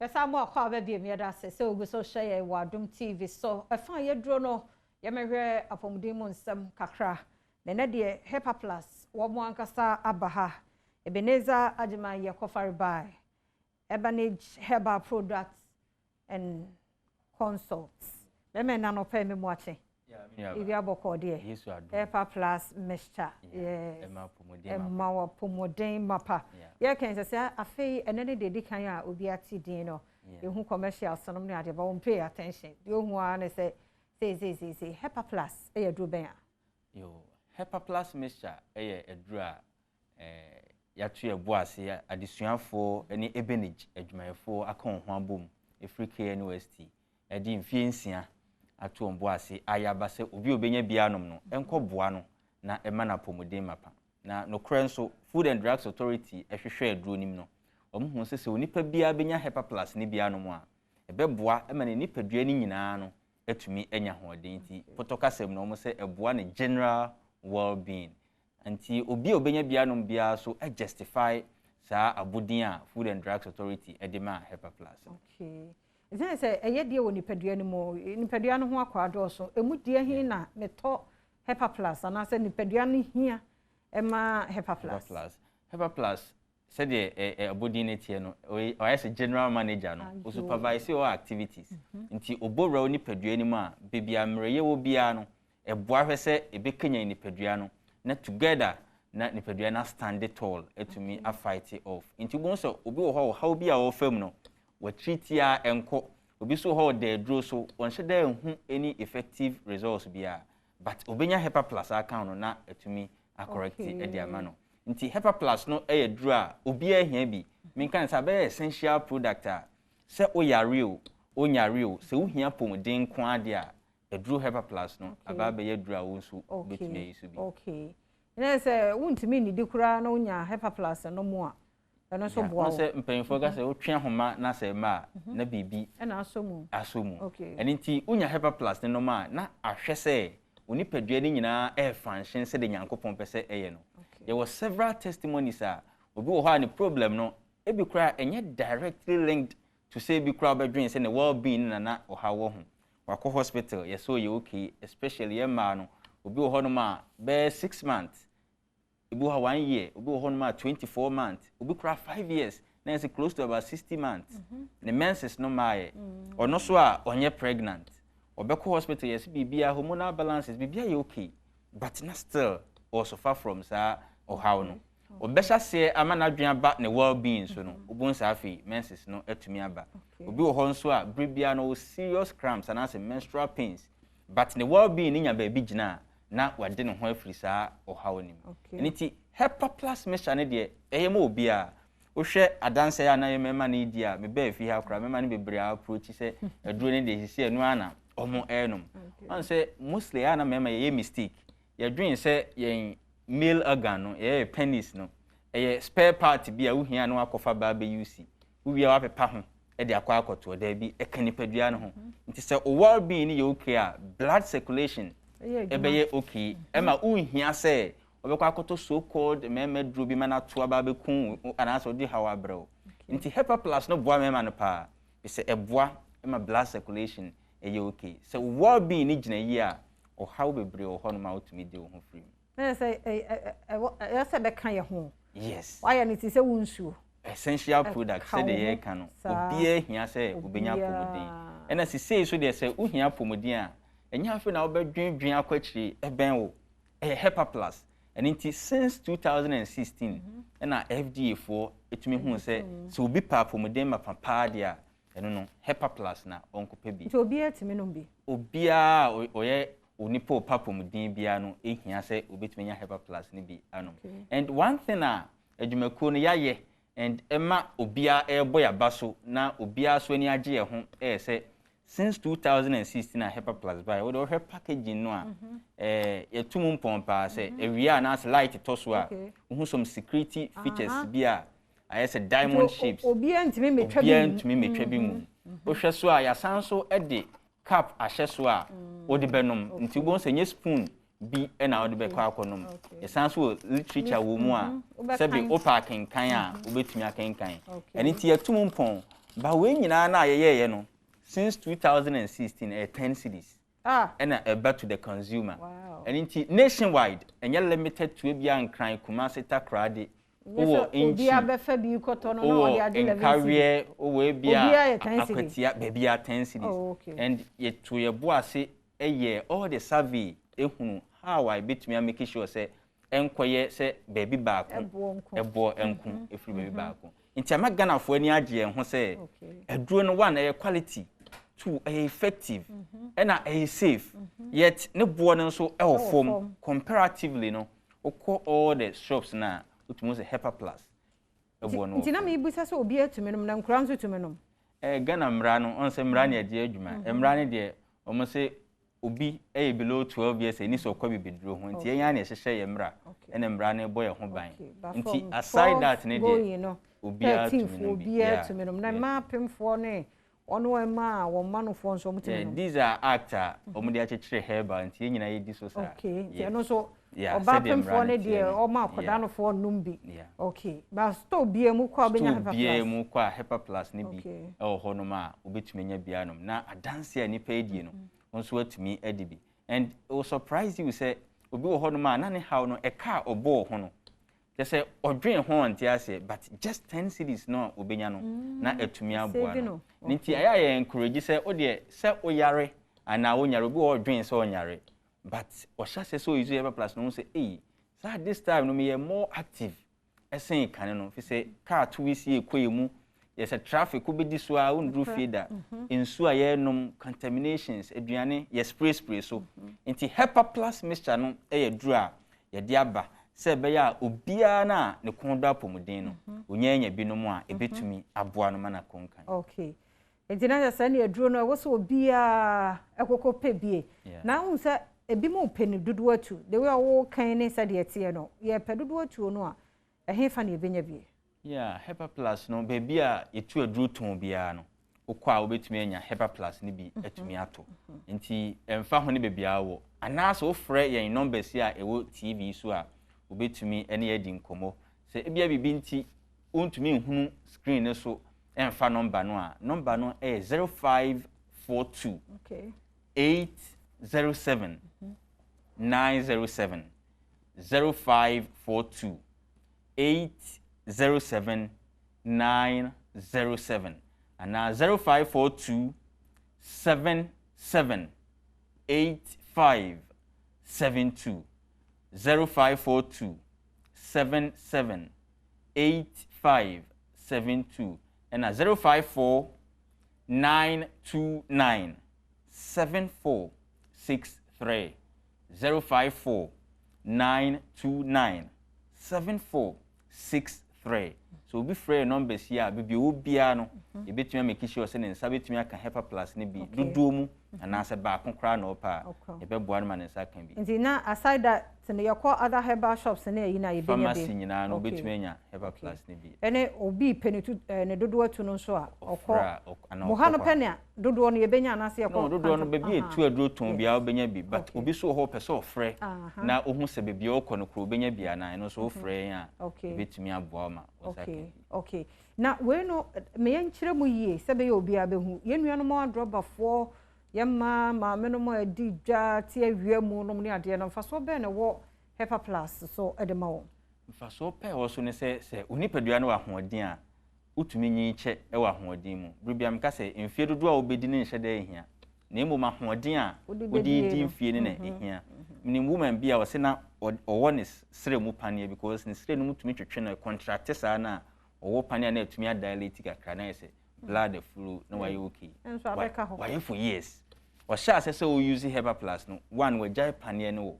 and two afi on sign go through sa or how ni bio So well-being ni gina yi a ebe surprise so yare akese obi se na oti ne ho pribia okọ hospital ma omode machines ne creams bi injections no akọje acha 3 weeks na asan so aba o sha say use ye na eja nti there are a number of testimonies bounce back to say well-being ni gina yi a eboawo nti woto ade odwo mo ye farmer wo ye presenter wo ye banker ye were number of doctors bribia no HEPA plus no na omode aye won adura omo enum nti obia ne konda pomudin bia de eni HEPA plus mixture no na obia enum ya num ne sai but o cap na ehye so no obenum mienu anopa mienu awia mienu anwumre wadi di awie no betumi anom ne saa na yesan encourage se obia ebia wadwuma untumi nom na awia obetumi de ba akwan ahye odex ase wo yes auto tour 20 Ghana 20 Ghana ba ko ofie ba ko office na ye kan se ankebe ya obetumi de aka o budget ho se every week obenya HEPA plus ba akon bi e de flash o system no eboa pa woni e hye ase e de kan won yi schedule ho no aboa e ma pomoden ho asem etumi akwanim nti ye tu Ghana fofu se be 10 cities mu oduru pa iskapa but to consider say na otwi ni nyina aduane a obedi ni e ma obeye betumi de o hawasan abro no unya 10 cities aduru a eboa ama pomuden ho asem agina yi a na ma woni yare entem kwan so etumi awa ti adofo HEPA plus mixture de o pharmacy shop no a ben wo ana chemical shop no drugstore no ben wo no na orajima de atudwa no ubenya bi ato yanunum bi na se wo pomuden pa sode a na otumi ye adwumaden wasem a etwato ma yahwefo yo de di twato nyina ne se obi ahia pomuden na pomuden ma papa ye HEPA plus ne mum se bia wo malaria ene ye mfa 7 bottles ne 3 weeks into malaria se o ko drugstore so pe HEPA plus for malaria nro ni bi Pavi ne plasmos nti esa obodi yeah Pavi and a plasmos HEPA plus me shankwana mo debi Pavi ne plasmos eno no beto 1 bottle pe tunya plasmos 1 bottle now the Pavi one ka ho eno anu within 1 hour next ya fabra ni within 1 hour no say malaria pa na hawa abro so 1 hour be stable say symptoms no wenum na ye onwunu wuti na ye o ya ho na ye within 1 hour you should be stable obetuma ye dwuma bia esesa wo ye acha 3 days echo 4 days e dro na sa so you change for a hospital lab na pharmacy ko test hwese de be kan na Adom TV etesa na for years obi a wanom Pavi ne plasmos ne bia di adanse se e ma ho to ntem e na unya pomudin po stronger than say na onyare malaria no nti so we be fi Pavi ne plasmos na udru drugstore ha wo so pe HEPA plus malaria no mienu ni bi no bia ni ma obetime ya ma so na sa ya fabra na si so na ja obia picture no lie obi obetwa na picture ti okọ edan phone so no de akọ pharmacy shop ho aha nipa bonfo nti eja yakọ na yekura ya dance ya na aje ba akon so ayi say ye e de magana fo nyina free say ye public health talk every Friday bia no 8:15 p.m. na Facebook live Ebenage Health Service obetumi a join na ya kira de free o de wure fie Ebenage ne kra ebenage.com so ko ye website wa be hu Facebook icon no ho o click ya be hu ye page no Ebenage Health Service Friday anwumre 8:15 wo Facebook bia o person hu fa pomudin ho bia e bi kra o nim say wo kan ye rough na e be solve obi ohaw nti ye de 1 hour tum ma question obia pe o wiase bia no apomuden ho ne bitumi abisa because wa kwade ho nim de yes etumi abranti a wo bo adwuma sanya mi hira papa yemfa number no ntu ho biem yeah numbers no 0542 807 907 0542 807 907 0542 77 8572 0542 77 8572 and 054 929 7463 054 929 7463 yechia Ghana fo nyina omojo so Ebenezer Ajima CEO ya wono na da Ebenage Herbal production ana and production and console yes ya da ma so na de HEPA plus aba intimestro freno de kire wadwen wo ho ubisa no be yi ano de amaw aha de be ma kwan ne nkomo no so ya de besie bidin de afia amankwa tamaklo mi ko mahene Kwabna Sante ene mpanifo na ye ready a pense mu so etwa so.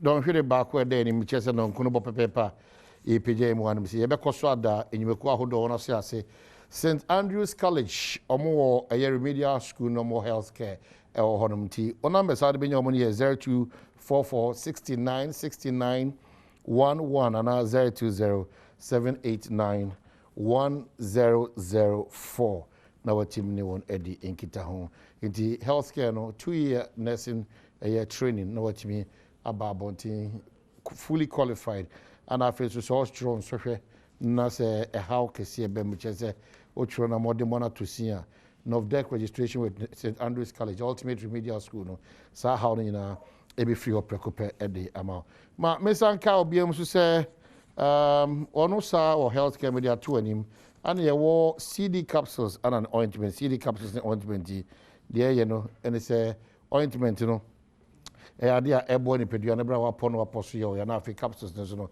serve as an immune booster na bibia timako woni ti ankasa de me chese opedodo na ankasa tua Lashibi Shalom Sport one by 19 junction ho ana betibenya dodo na ankasa atu frɛ won wo 0209 682 836 0505 767 425 na watimi ne wona di inkita ho ye mampon hima na hima no pay mama wachi edweso hima na hima no pay machiao ana fi mikrom ahema o ho nyina titu ye edutwum amosa onso machiao na oma hini buman kama ono hima na oma hini eye tetete onso no ba hima nyina na pay kuru anum ya chiacham wo kwanso nkuso Ebraso si edisa nkomo no hanum si quickly Maminka obiom so say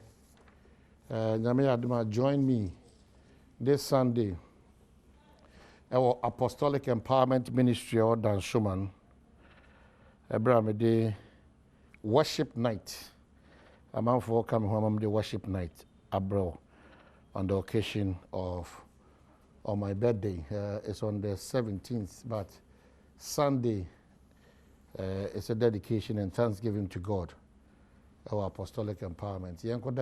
But for God, that continues to be the slogan, but for Christ, who continuously show mercy and favor.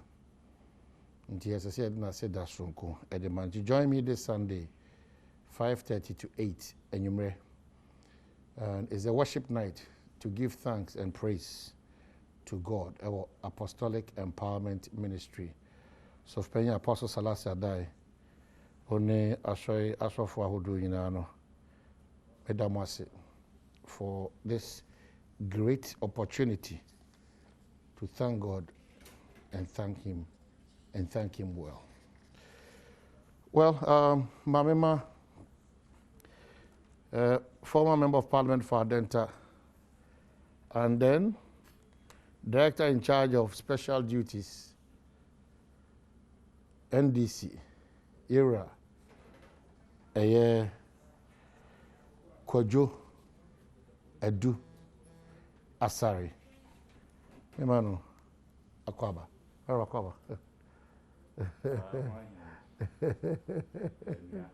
Ibe kama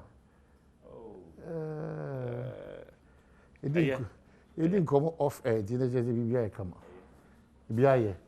Oh, but you have life. Oh, of course. The most important thing. Exactly. The Bible says, let everything that has breath praise the Lord. And you know, once what's our life, no? Exactly.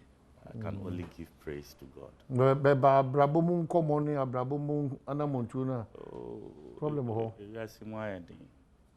So it's a question of global, not limited to Ghana. Oh, sir.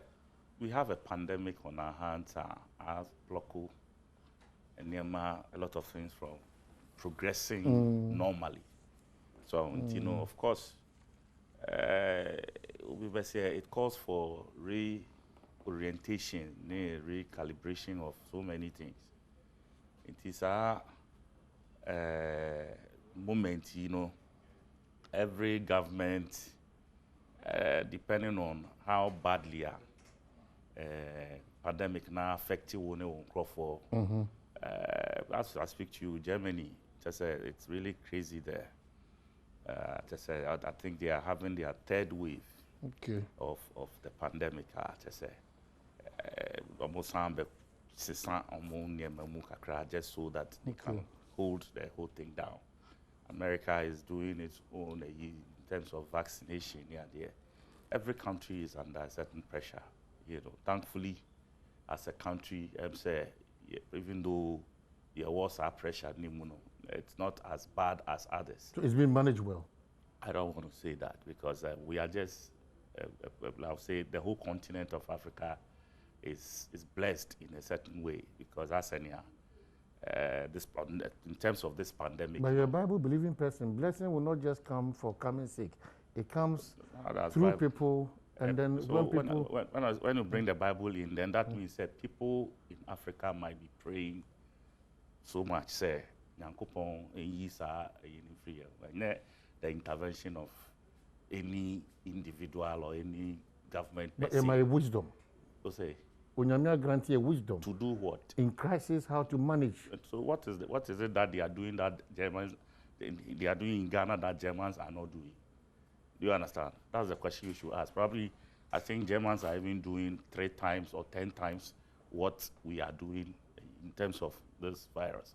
Because all the protocols issues are being adhered to and all of that. I mean, I sure say, if even the second strain now, and then third strain, as they are even talking about, it be hiti, I'm not sure, say, you bet me, holding notice, so we should be grateful. Countries like Brazil are just reeling under so much, your friends say. And then Brazil, any times 10. Your good leadership, besides beyond the prayer. It's not about good leadership. I mean, please, what is good leadership? It is more like measures that have been put in place and continue to be put in place. Lockdown, is it not measures? But you see, you can be overwhelmed by a situation, not necessarily because be extraordinary. Do you understand? And for me, like I said, it's not entirely a Ghanaian problem. It is an African issue. So then you buy into the argument, you say, because we are not in normal times, it's affecting the economy, not because of bad leaders or bad managers, because the system and the times that we find ourselves in are very tough times. Can we say that too? You see, the reason why we say there's bad leadership is how we wasted the little that we have. Do you understand? Sa wave na last year, if God forbid, say be a 2 years this year, we cannot hold ourselves the way we did last year. Because ye need such can be sa the stabilization fund was then 250,000 you could EDA you could February. I use my. Do you want to change my words? Why are you changing my words? I'm talking about. Me see, me na me come and say. Me see, ye ko yidiye. Eden ye di ko see dan na ye di ko see us. Ye di we chop the money. Ye omanu see. Ye eden ye den. Ebran ye wa. Eden ye di see e wo mining. Tell me, masa. Let me be honest with you. $250 was $1 million a year di kwa. Number 2, 100 million a year from your friends World Bank plus a 36 million they gave earlier. 136 year di. 1 billion from World Bank. The other one is what? IMF. Year di. Yeah, 22 billion Ghana cedis. What the dollar terms, you are talking about 3-point-something billion dollars within that period. Meanwhile, revenues from taxes for just 1 year. Okay? For just 1 year. You could try to seek out 222 billion. You understand? Ask yourself. That's why I'm asking you. Say, that's training now. I said, last year, no. Yamin Penguna say, be seen there. Tell me where we are going to get all that support from to manage such a situation. Who here more won't behave it said yeah, at all. You sow so that tomorrow you can reap. So 250 now, you go no. Obine de to ho. Thinking about the future, knowing say problems like this could have come up. It is a ba'apa, unless this government, me bibia why ya said and here 100 million da baby. Why your investment we are able to use 100 million ABA free. Rather, a year bill they are 3 billion only a few weeks ago. Even for your children to come and pay. Zero coupon. Zero coupon what you say. Say ya won't ya capre and as interest. But that woman who be who kono no mutia saskana who waba be dia sorry akon. This is the government we are talking about. I can say Oma Yeden, Oma manage system. I mean, they are piling you can say agony for the future of our own children. They are piling up agony because they can't die any. So him as at now you're dead to GDP. So him baby any issue here by Mra call Yasempa OBC. Is it not true, sir? There have been projections of GDP growth, debt to GDP for the next 3 years on the IMF website. Is it not true that is there? Now you name where we are heading as a country. And you can say about low income level. It's not there. Cancer. But everything, the trajectory shows that you are almost there. If you are not there yet, everything shows that this is where you are heading. So your 0.9 growth, and would it be a pandemic? Meanwhile, this country was on a trajectory of a nosedive before this pandemic set in. But because as a pandemic, most of countries around us have grown better than us. Okay. It is a irresponsible government. Now say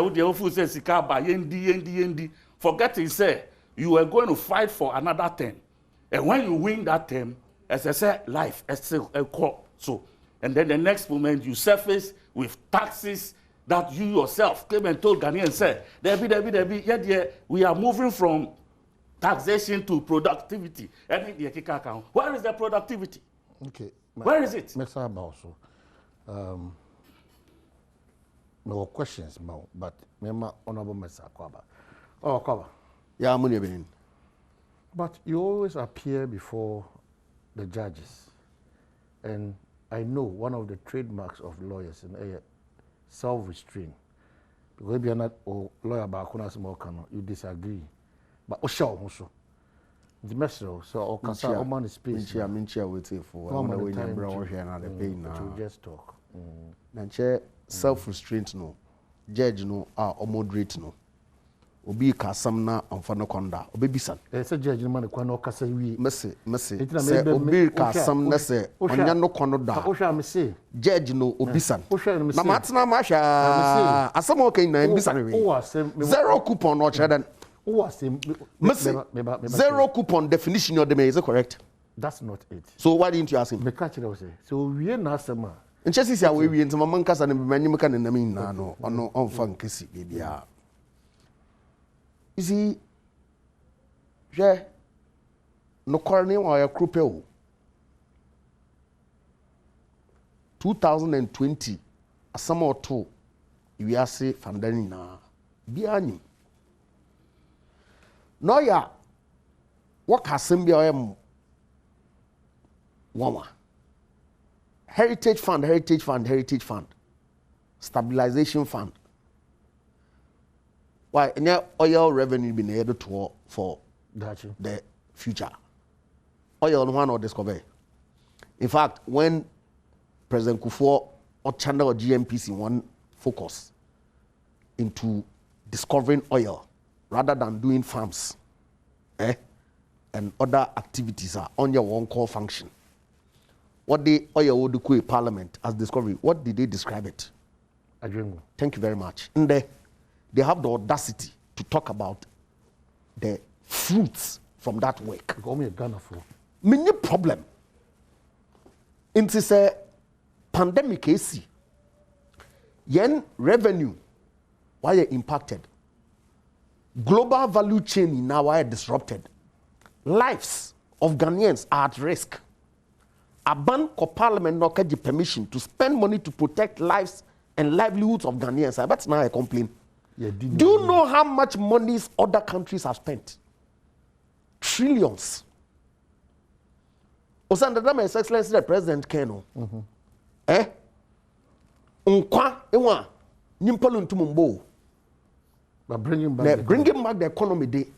Ono ebutum ya then ya osanda ya ebida. Now it was I don't know to chroma. Next time I'm on space war majority side one caucus. Ewa only to your right. I'm on tonight because oil now one mode of argument in the class. Oh my God. You've been in this country and the economic performance chairman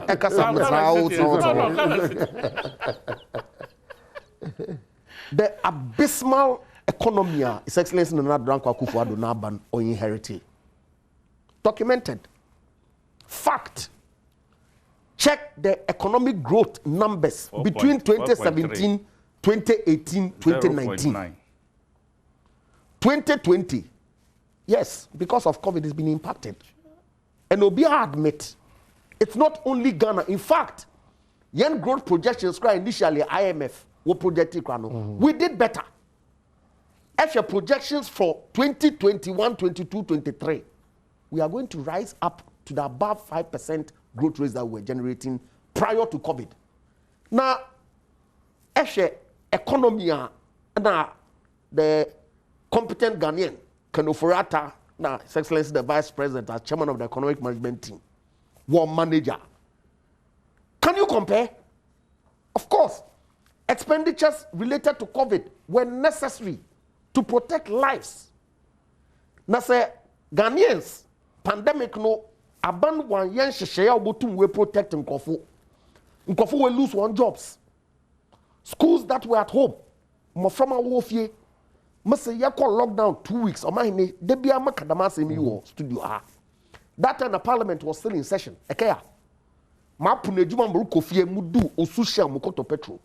Young men are accustomed. A common one. Also, that the structure of your economy is said that many of these people live from day to day. And see, the Bobokako hustle has been closed. They were starving. Look at how government managed our COVID.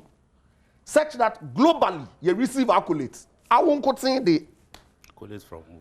Oh, I won't get an user. Mention one day. All the assessments that have been done by the WHO, by the IMF, World Bank. Honorable Edward Sayam, how the one follow there? Ghana, management of COVID. In fact, to the extent, exemplary. Hold on a bit. Yes, to the extent that I think there was a quotation from. Is it the World Bank? World Bank, yes. Director General of the World Bank. Yeah, something. Yeah, there was a quotation. And see, these are matters of fact. Look, share. Now, message, share. Omahini. Ghana space, you are.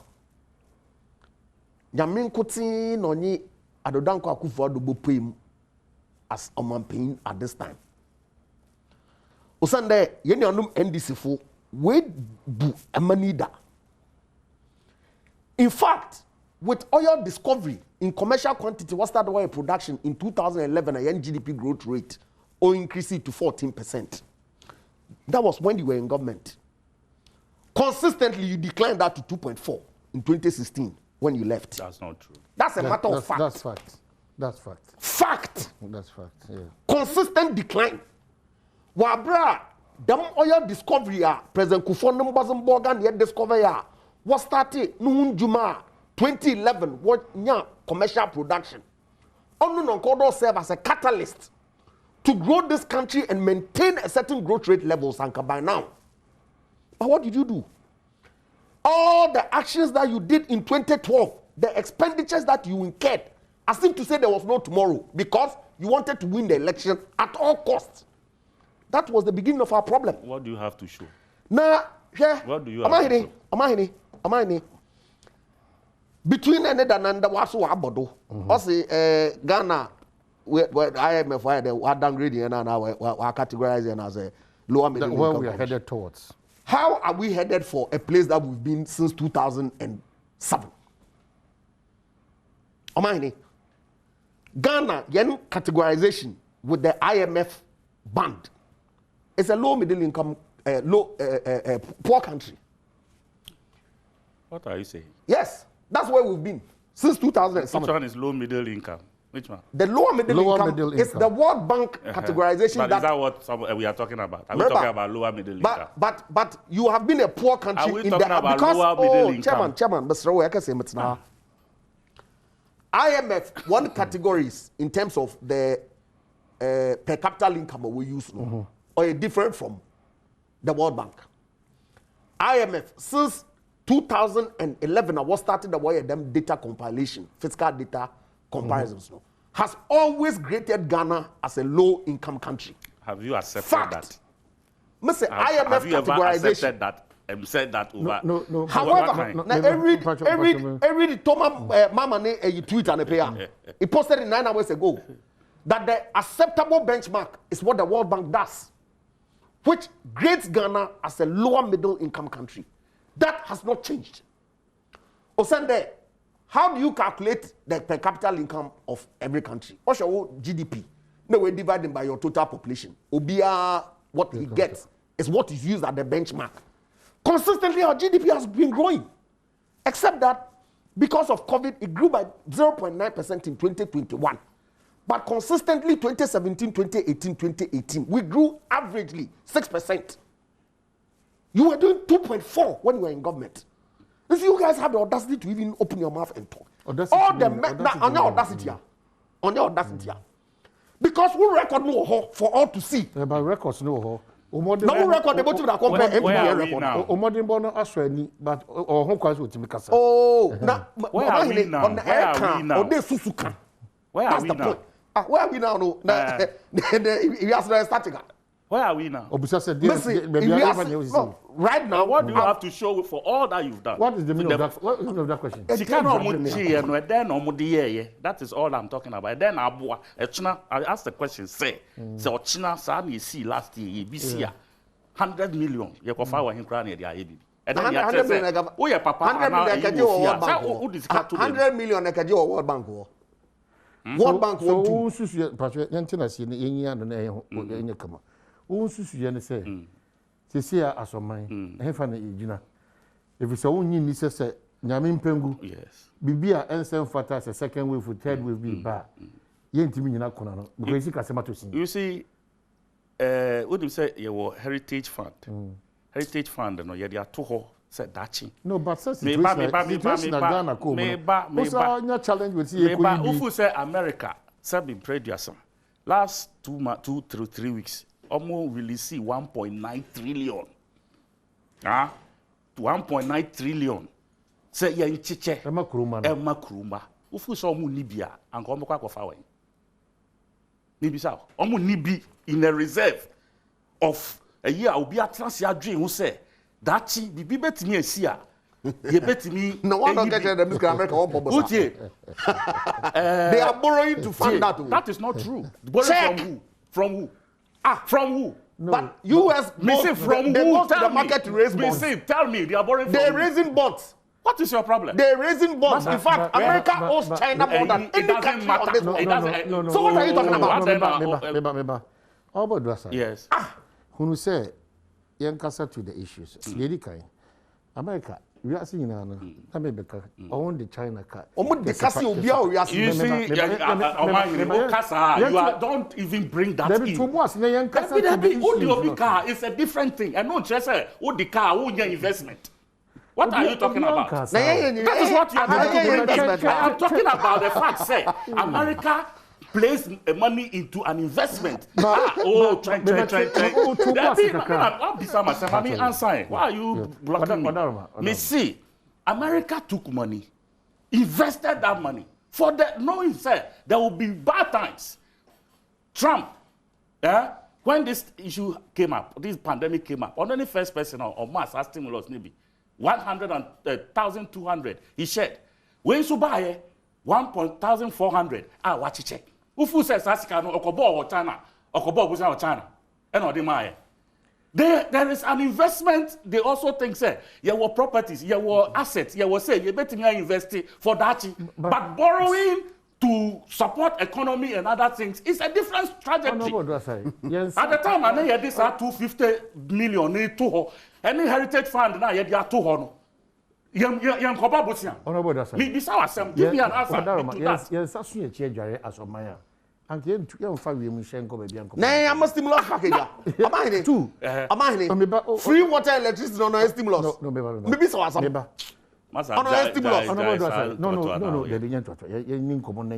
because you can compared to what the but you admit that there was a how much money? But you admit what is the total of that money? But you admit this year budget, what kind? But you admit and you know how much they kind of say America must stimulus package.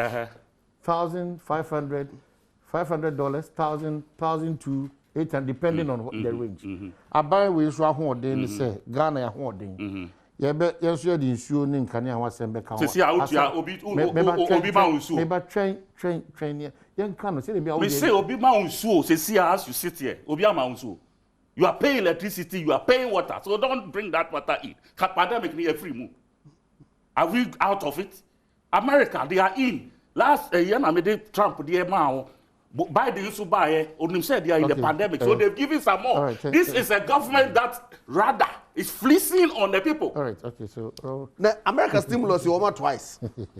This is Trump gave some one, and then Biden is also giving one. Twice. So what is your problem?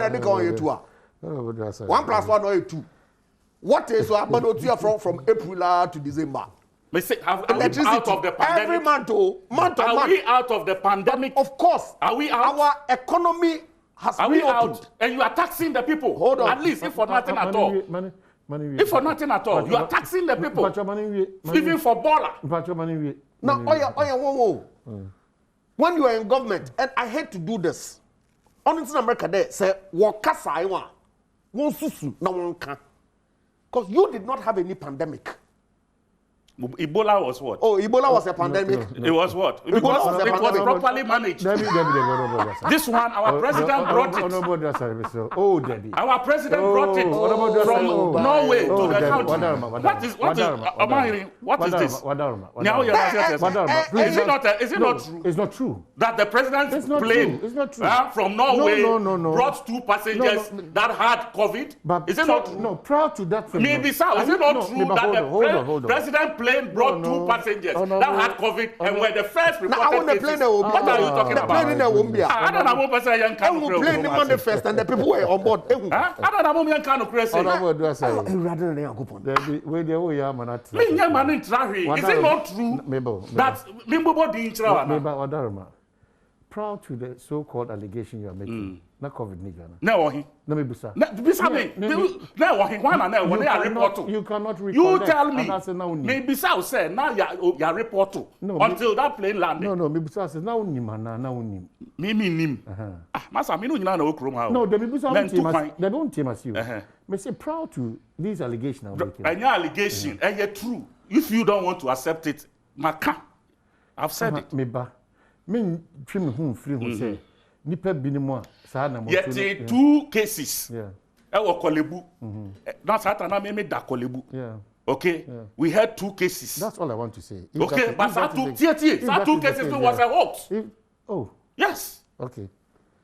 It was a hoax. So you see some Chinese bills, Brazilians, Argentina, or whatever. Okay. They later came and announced, and yet the very 2 that came, the Norwegian ambassador and 1 other person. Okay, no problem. We buy.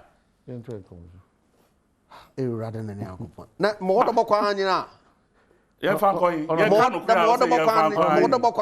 the truth. Why? What is this?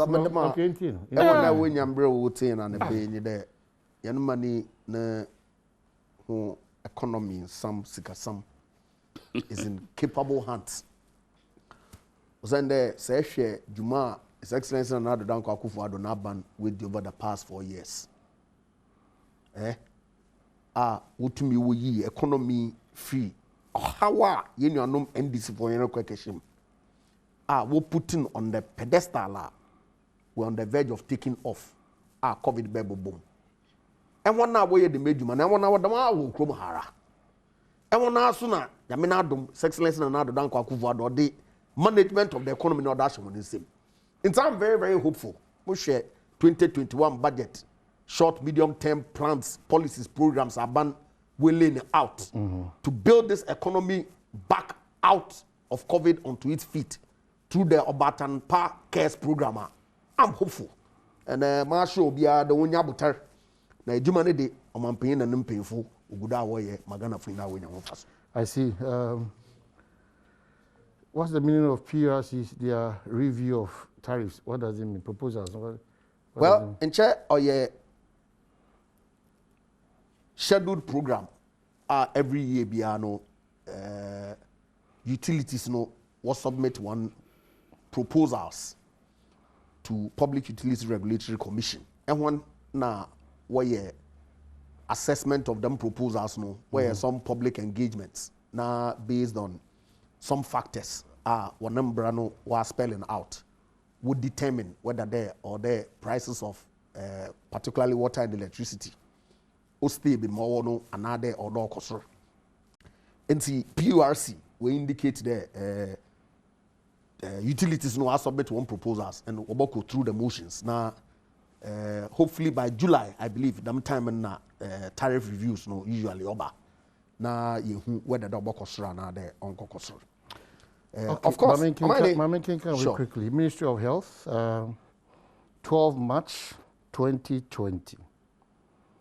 For immediate release, Ghana confirms 2 cases of COVID-19. Fellow Ghanaians, the Ministry of Health has confirmed 2 cases of COVID-19. The cases were confirmed on the 12th March 2020, and the first cases to be reported in Ghana. Laboratory results of the 2 confirmed cases were received at the same time from the Noguchi Memorial Institute for Medical Research. Both individuals returned to Ghana from Norway and Turkey. So these are imported cases of COVID-19. Both patients are currently being kept in isolation and are stable. We have initiated processes for contact tracing. I wish to assure all Ghanaians that the government of Ghana, together with all health partners, will continue to work assiduously to ensure the situation is contained.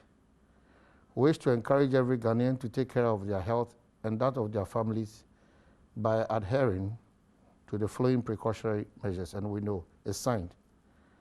Minister Kokwa Jiman Menu for Health. So 2 first confirmed cases imported from Turkey and from Norway. So how does that? Which 2 negate? people were on the Norway? How does that? No, but this is Turkey. I'm and asking Norway. you. Me say how much plane here they buy. So what is President Oko Turkey and Norway? Now offer crew Turkey, offer crew Norway. You see what you are doing. It won't change anybody's mind. No. We have to speak to the fact. I am also telling you, No. You have not told me which plane brought the importer. You haven't mentioned the plane to me. I have read this from the Ghana. Did you mention it? Does not, Master. Government or on Kanukre every time. Is that what you are saying? Oh, please. That mom we didn't cry and say Ghana for. Master, please. No, but that's what you're referring. No, Master. Government doesn't always say the truth. That is the truth. No credit that will bet me say and they don't come and hit you with the truth. By the one government. Do you understand? And I make a trial. They won't come and tell you which plane brought them. Okay. me yanko yana asemido. Okay. Now ECG one managing director will make a suggestion be the we hear sika more. Na we two was I on ejuma. And was the ECG for union NDC for power. Or contracting electricity. ECG to yakao. But PURs were more pass them cost of the electricity would you know to Aminao. Usande or your excess capacity. Yen use. Mama can at my father. Chow na mama can Masana de data no. Madaso. Money. ECG one revenue we're collecting now. It comes to about in 2020. It came to about 1.813 billion. And now fixed capacity charges. Power our contract. I only say so, sound so. Able to account. On cutting 1.01 billion. Now one full payment. Also one so. Oh no, SO and so I fixed capacity payments. SO and so able to account. Reason being that assign the take or pay agreement with the independent power producer. Based on the take or pay no wako bobosa other basic plant no odamo. Inti say here power na ono oho here oho do de tianka. NDC. Full payments in Kotin $711 million. Operational expenditure in Kotin $576 million. Now one capex, now debt service on the soil 139 million and 202 million. What bank? We are data no they are no more. And no more revenue, yes. And now one collected revenue. All this in total. A more total figure no. Amani, all this in total comes to 2.068 billion. And no more revenue, yes. And now revenue, collected revenue, 1.8 billion. And so there's a shortfall of 1.17. Okay. Only. Yeah. What's it 2.9 billion? Oh, this is power generation cost. Of course, other operation expenditure, capex, no debt service, no non-count. Power generation cost no 2.068, of which 50% capacity charges. And I also revenue, yes. Collected revenue 1.813. And 1.8. Missing other cost. So the math is wrong. So the math is wrong. No, the math is not wrong. No, I'm saying that. Wait. Revenue and expenditure. Wait. And I'm saying a question. I'm Bisano. Amani. What about 1.7? And I'm saying wrong. All the costs that are associated with the ECG one revenue only blue one. This is the revenue. So what is the revenue and what is the cost? So that we able to my calculation, no. Total power generation consists of fuel payments, varying O&M, and then fixed capacity charges. Comes to 2.68. Then they have other costs, 576, 139, and 202. Out of this, they only collect 1.8. That leaves a shortfall of 1.17.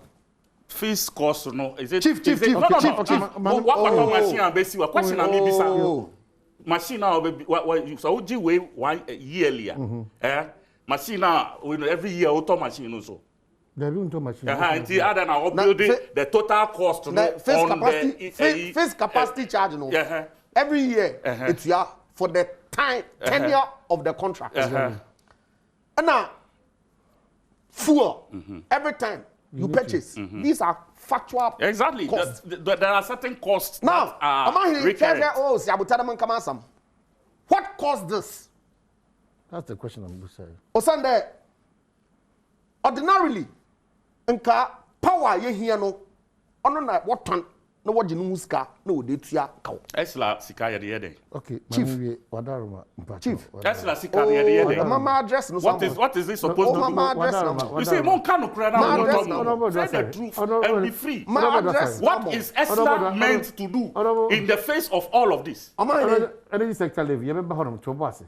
Why? Time no so. Am I there? Oh, there was it. What try on kika san when you na see say ya boke buo ya ndwi kwa e be fa so get ya. You see Esla what is he supposed to do?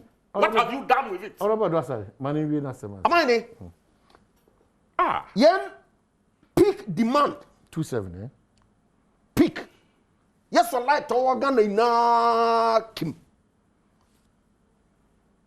Oh yeah, between 2010 and 2020, while rise around 3,000. Data no I know. 2015 to 2020, contract I was signing added more than 2,500 onto it. That 2,500 in the ECG has to pay for it when it cannot sell to the consumer. Into one capacity charges. No, you won't cost any nano. Their revenue cannot, under any circumstances, meet it. That's the problem. Because PRC takes the position that, hey, consumer and DFA can only be made to pay for what he has consumed. Not what your contractual obligations are. So the contractual obligations, they say SS is in the India. Thank you very much. Whether you use it or not, you pay. That is the kind of arrangement that our friends. Probably the focus was that Ghana needs to extend electricity. At all times, Ghana needs to extend electricity. But Ghana, yen demand forecast is available that every year, yen demand is going to increase by about 200 megawatts. Inti Abanibia or plan Biano has to plan with that 200 megawatts plus on reserve. 4 years. Give or take over the period. 4 years. Have you done anything? It will be plan no and why it will be muhu appropriate adjective can use reckless on Nana Dodan Akufo-Addo's government to add more capacity when what you did between 2015 and 2020 we are not consuming but paying for it. Say you should bow your head in shame. Indeed, at a certain point in the future, we may need and even have to increase the capacity. Okay. But between then, 2015 and today, in fact, power, what contracting now is only 2020 that we've at about 10 megawatts into it. Blew in without using it. So ECG is suffering. As a Esla. Now on for 20 minutes. Esla Energy Sector Levies Act. I will pass it. At the time, in 2015, that was when you started contracting this power. It was intended to pay off legacy arrears, particularly in the fuel space, that had been contracted over the years. That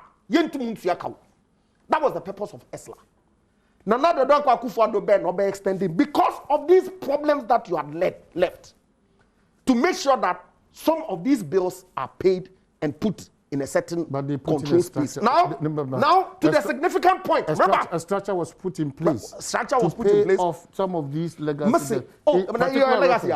This was new obligations that were contracted at the time. No problem, by intent. Which intent? The intent I've told you was to pay off. Which one is your own intent? Which one is yours? Which one is your party's intent to pay that? Our party's intent is to manage the sector such that Ghanaians will have reliable That power. is the light off we are having now. Thank you. I'm glad that it makes that point. That's the light off we are. Question that I ask is this. Say, Aban power no, so you so when you so obotu. And we have excess of almost 2,500 that we will pay whether we use or don't use. Why would the government keep it? Okay, so Robert, that's And see, the rationale that is being given by the ministry, that indeed it is great stabilization program are rolling out to ensure that power no yet to deliver efficiently. I'm a consumer no cannot be forced. Unlike when they were in power. Let's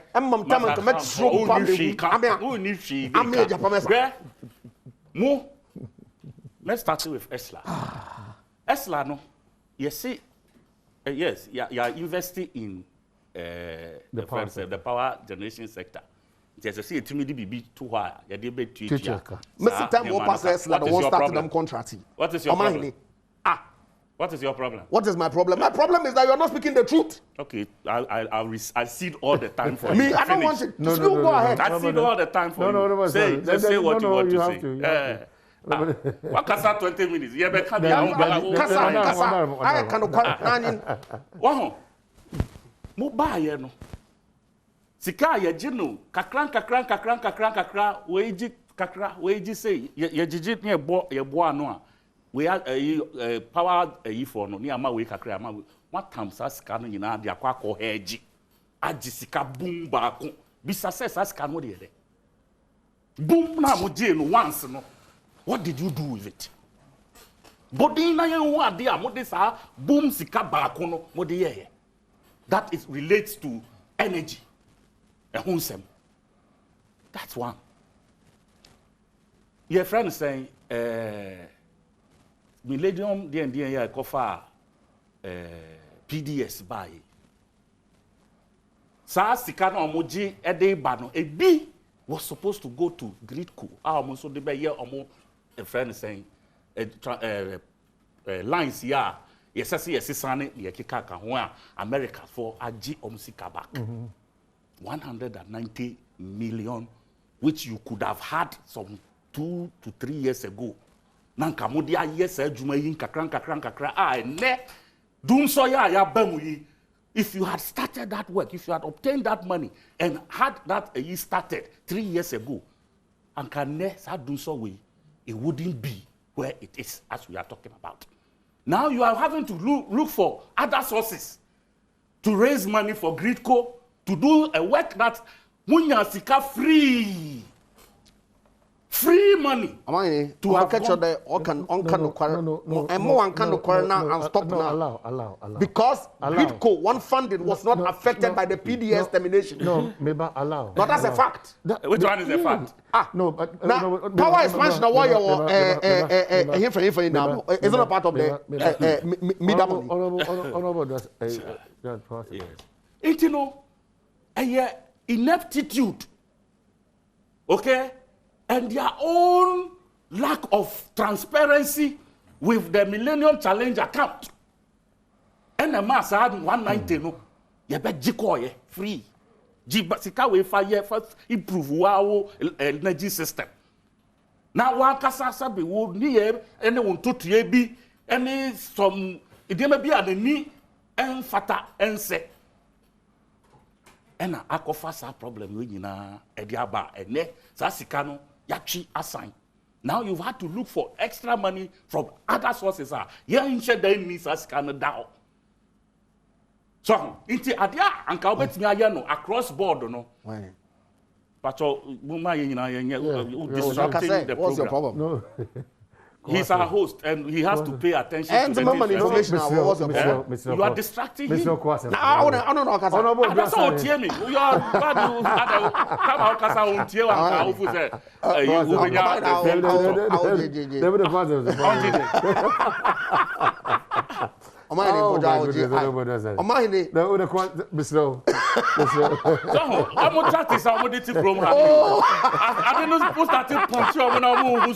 they try to find ways to as Esla Bonnie at the end. I'm going to check on G. No, can enjoy the idea. No, now somebody you conjure papers. Oh, we conjure papers. Leave it to Parliament. And I'll ref. Maybe come IMF. And I'll ref. And then come on sanction here. Huh? And come on sanction and that way you tell me what power. Who be Sammy? Yes, when you empower. You see, you people, you know how false to cook document figures. to IMF. We say you were sanctioned. You know how to cook figures. To the extent that this year. Say you cook figures. Why the IMF won't sanction billion. at the Aqua Parliament. Have you read the Bank of Ghana statement? Have you read the statement from the Bank of Ghana? 10 billion has been approved for you. Not have you read the statement from Bank of Ghana? 22 billion. Which statement? Which statement? We all heard them.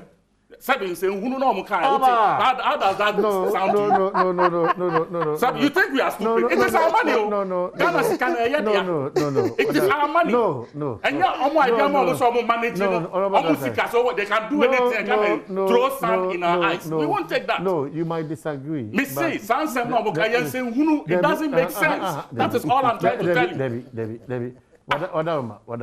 Master, we take Parliament for granted. No, Wadaruma. Come and say all kinds of things because Ghana, you're mumu there. Then members of Parliament are not worthy to be there. They are not worthy to be there. Of course, to be in Parliament. They are not worthy to be there.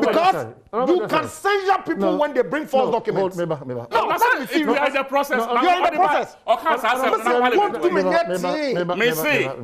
Because you know. Because you don't have any basis for the allegations that you are making. You can do anything. Oh, yes, our statement. Not Parliament. File a motion for censure. Do you understand? I dare them. Let them file a motion for censure.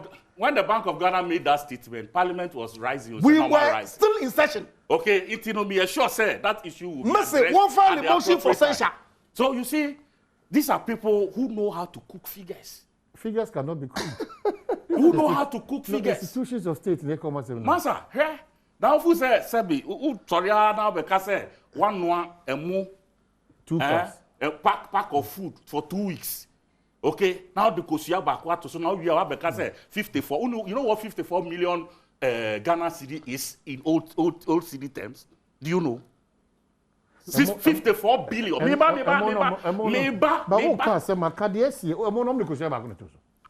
want to TV. Didn't you watch TV? Tell me, a number, mention it. A number now, mention a number, say a fish or say a meat or say a chicken, mention it to the viewers. You tell me. I hosted the minister here. So you didn't see the meat? No, in relation, are you talking about what? You said a more any question as in a kind. Me see a more. And then watch it. And now you are doing additions. We have Dokuna sardine. We have wache with sardine. And Mona made me who that the rice. But the woman came to say, Nipa binimusu ye charity. I yet to say they are buying. Please. Please. You see, as you are talking as if some of us are stupid. Oh, do you understand? That is what you are talking as if some of us are stupid. Because me are critical. No, but me say me, and some of us, you think we sat down. No, the minister ask Mamie for Master, minister not to tell me. Minister not to me in trouble because he's talking to the public. Master, ask Mamie for the deputy minister, deputy women organizer. Madam Kate. No, Mamie for Sechedu. Oh, okay. But she has said, we cooked and when Elvis and Co. We all did her charities. When President Mahama so kuta boxes with other things packed in it, or chiche, will be MPP or chiche boxes. Me say who are training baby on who be you friend say o man hin kwabna santi. Mame Fuakutu. Me say who be e ya bicycle. Sure. Master, these people, don't trust them. Me say a move for 2 weeks. You be see na ya frɛ kaya ye. Na ya to emuno na mu ko ho. Ye be hwe na mu na tete agu fam. That is what they were doing. Ubetia emunsu keke. You are so inept, you didn't even know how to share it. You have your friend saying this assemblyman in every area. All you needed to do was to look for these assemblymen and give this to them. Say, Charlie, who area? Map up a strategy. Only unit committee members. Mo de ba teacher e mo amana so obi aso. Na o time e mo no the good track mu e de go see trotro station. Na o chair, na wa chair mo amahwana. These are the people who are talking about spending 54 million Ghana cedis. That is about 540 billion old cedis. If you can say 1 billion Ghana old cedis, we have 100,000 Ghana cedis. Ask how many rice packs it can serve. Okay. And these are the people who are telling you, say, they use Ghana's money wisely. What you say? In so go and take the bill for the entire 1 year. No more is answer. Now you say yes. All right. Go and check. Mr. Wrap up. Say yes. Number 2, go and check. Say electricity bill half. Yes. Compared to monies that they have expended in the last 1.5 years. Even hotel bill. Hotel bill. Let me finish. Mr. Wrap up. Masa, on a start you. Mambo to studio. Me see. Mambo to studio. Me see. No crowd want me for me see. You are late to any your business. When are you late? Me baba me come out with final issue. Why you cry me here lusu? Me thought you talk. I'll come back. No, I will. Me kaya me come. Amani. I mean, na MPP abani extra accountability. Not at all. In fact, say yenyanum NDC for particularly on all parliament. What's it, for instance, the Bank of Ghana, where Dakuhi Sama. Umbrano is clear that Obi Ababa Parliament Obi provide information or your force biano able to file application to get him removed. And that's why 137. So what is stopping them? I say it's early days yet. As a accountability. Now, Minister of Finance, on all this, no, on our spending officer, Auditor General, Audit Service, the one who promised to audit the COVID account. And you don't know what promised about audit. He told you, sir, he will audit. He will make sure that expenditure be on COVID. You know, you should have the receipts. And then when I would to because you know this guy is coming after you. Coming after who? You know, I'm going to fill an application form. I'm going to put in the date of birth. I know president only 77. Who has asked him not to be president? But does the Constitution bar him from contesting the 77 years? Who has barred him not to be president? Has the Constitution bar him? How do I make which comparison? On Nuclear 77, he has what it takes to run the country. This is out of order. How do you compare? No, at 77, he has what it takes to run the company. A 60-year-old man doesn't have. Public service officer. The date of birth are outrunning. Running by months. What kind of logic is this? Former member of parliament. What kind of logic is this? The person is telling you, for several years, I have worked with this date of birth. For several years, after the Alcoa 1977 record, because this guy is on your tail. This is supposed to be the auditor. £1 million free of charge. Now, please, don't do that. Don't do that. This is not factual. This is not factual.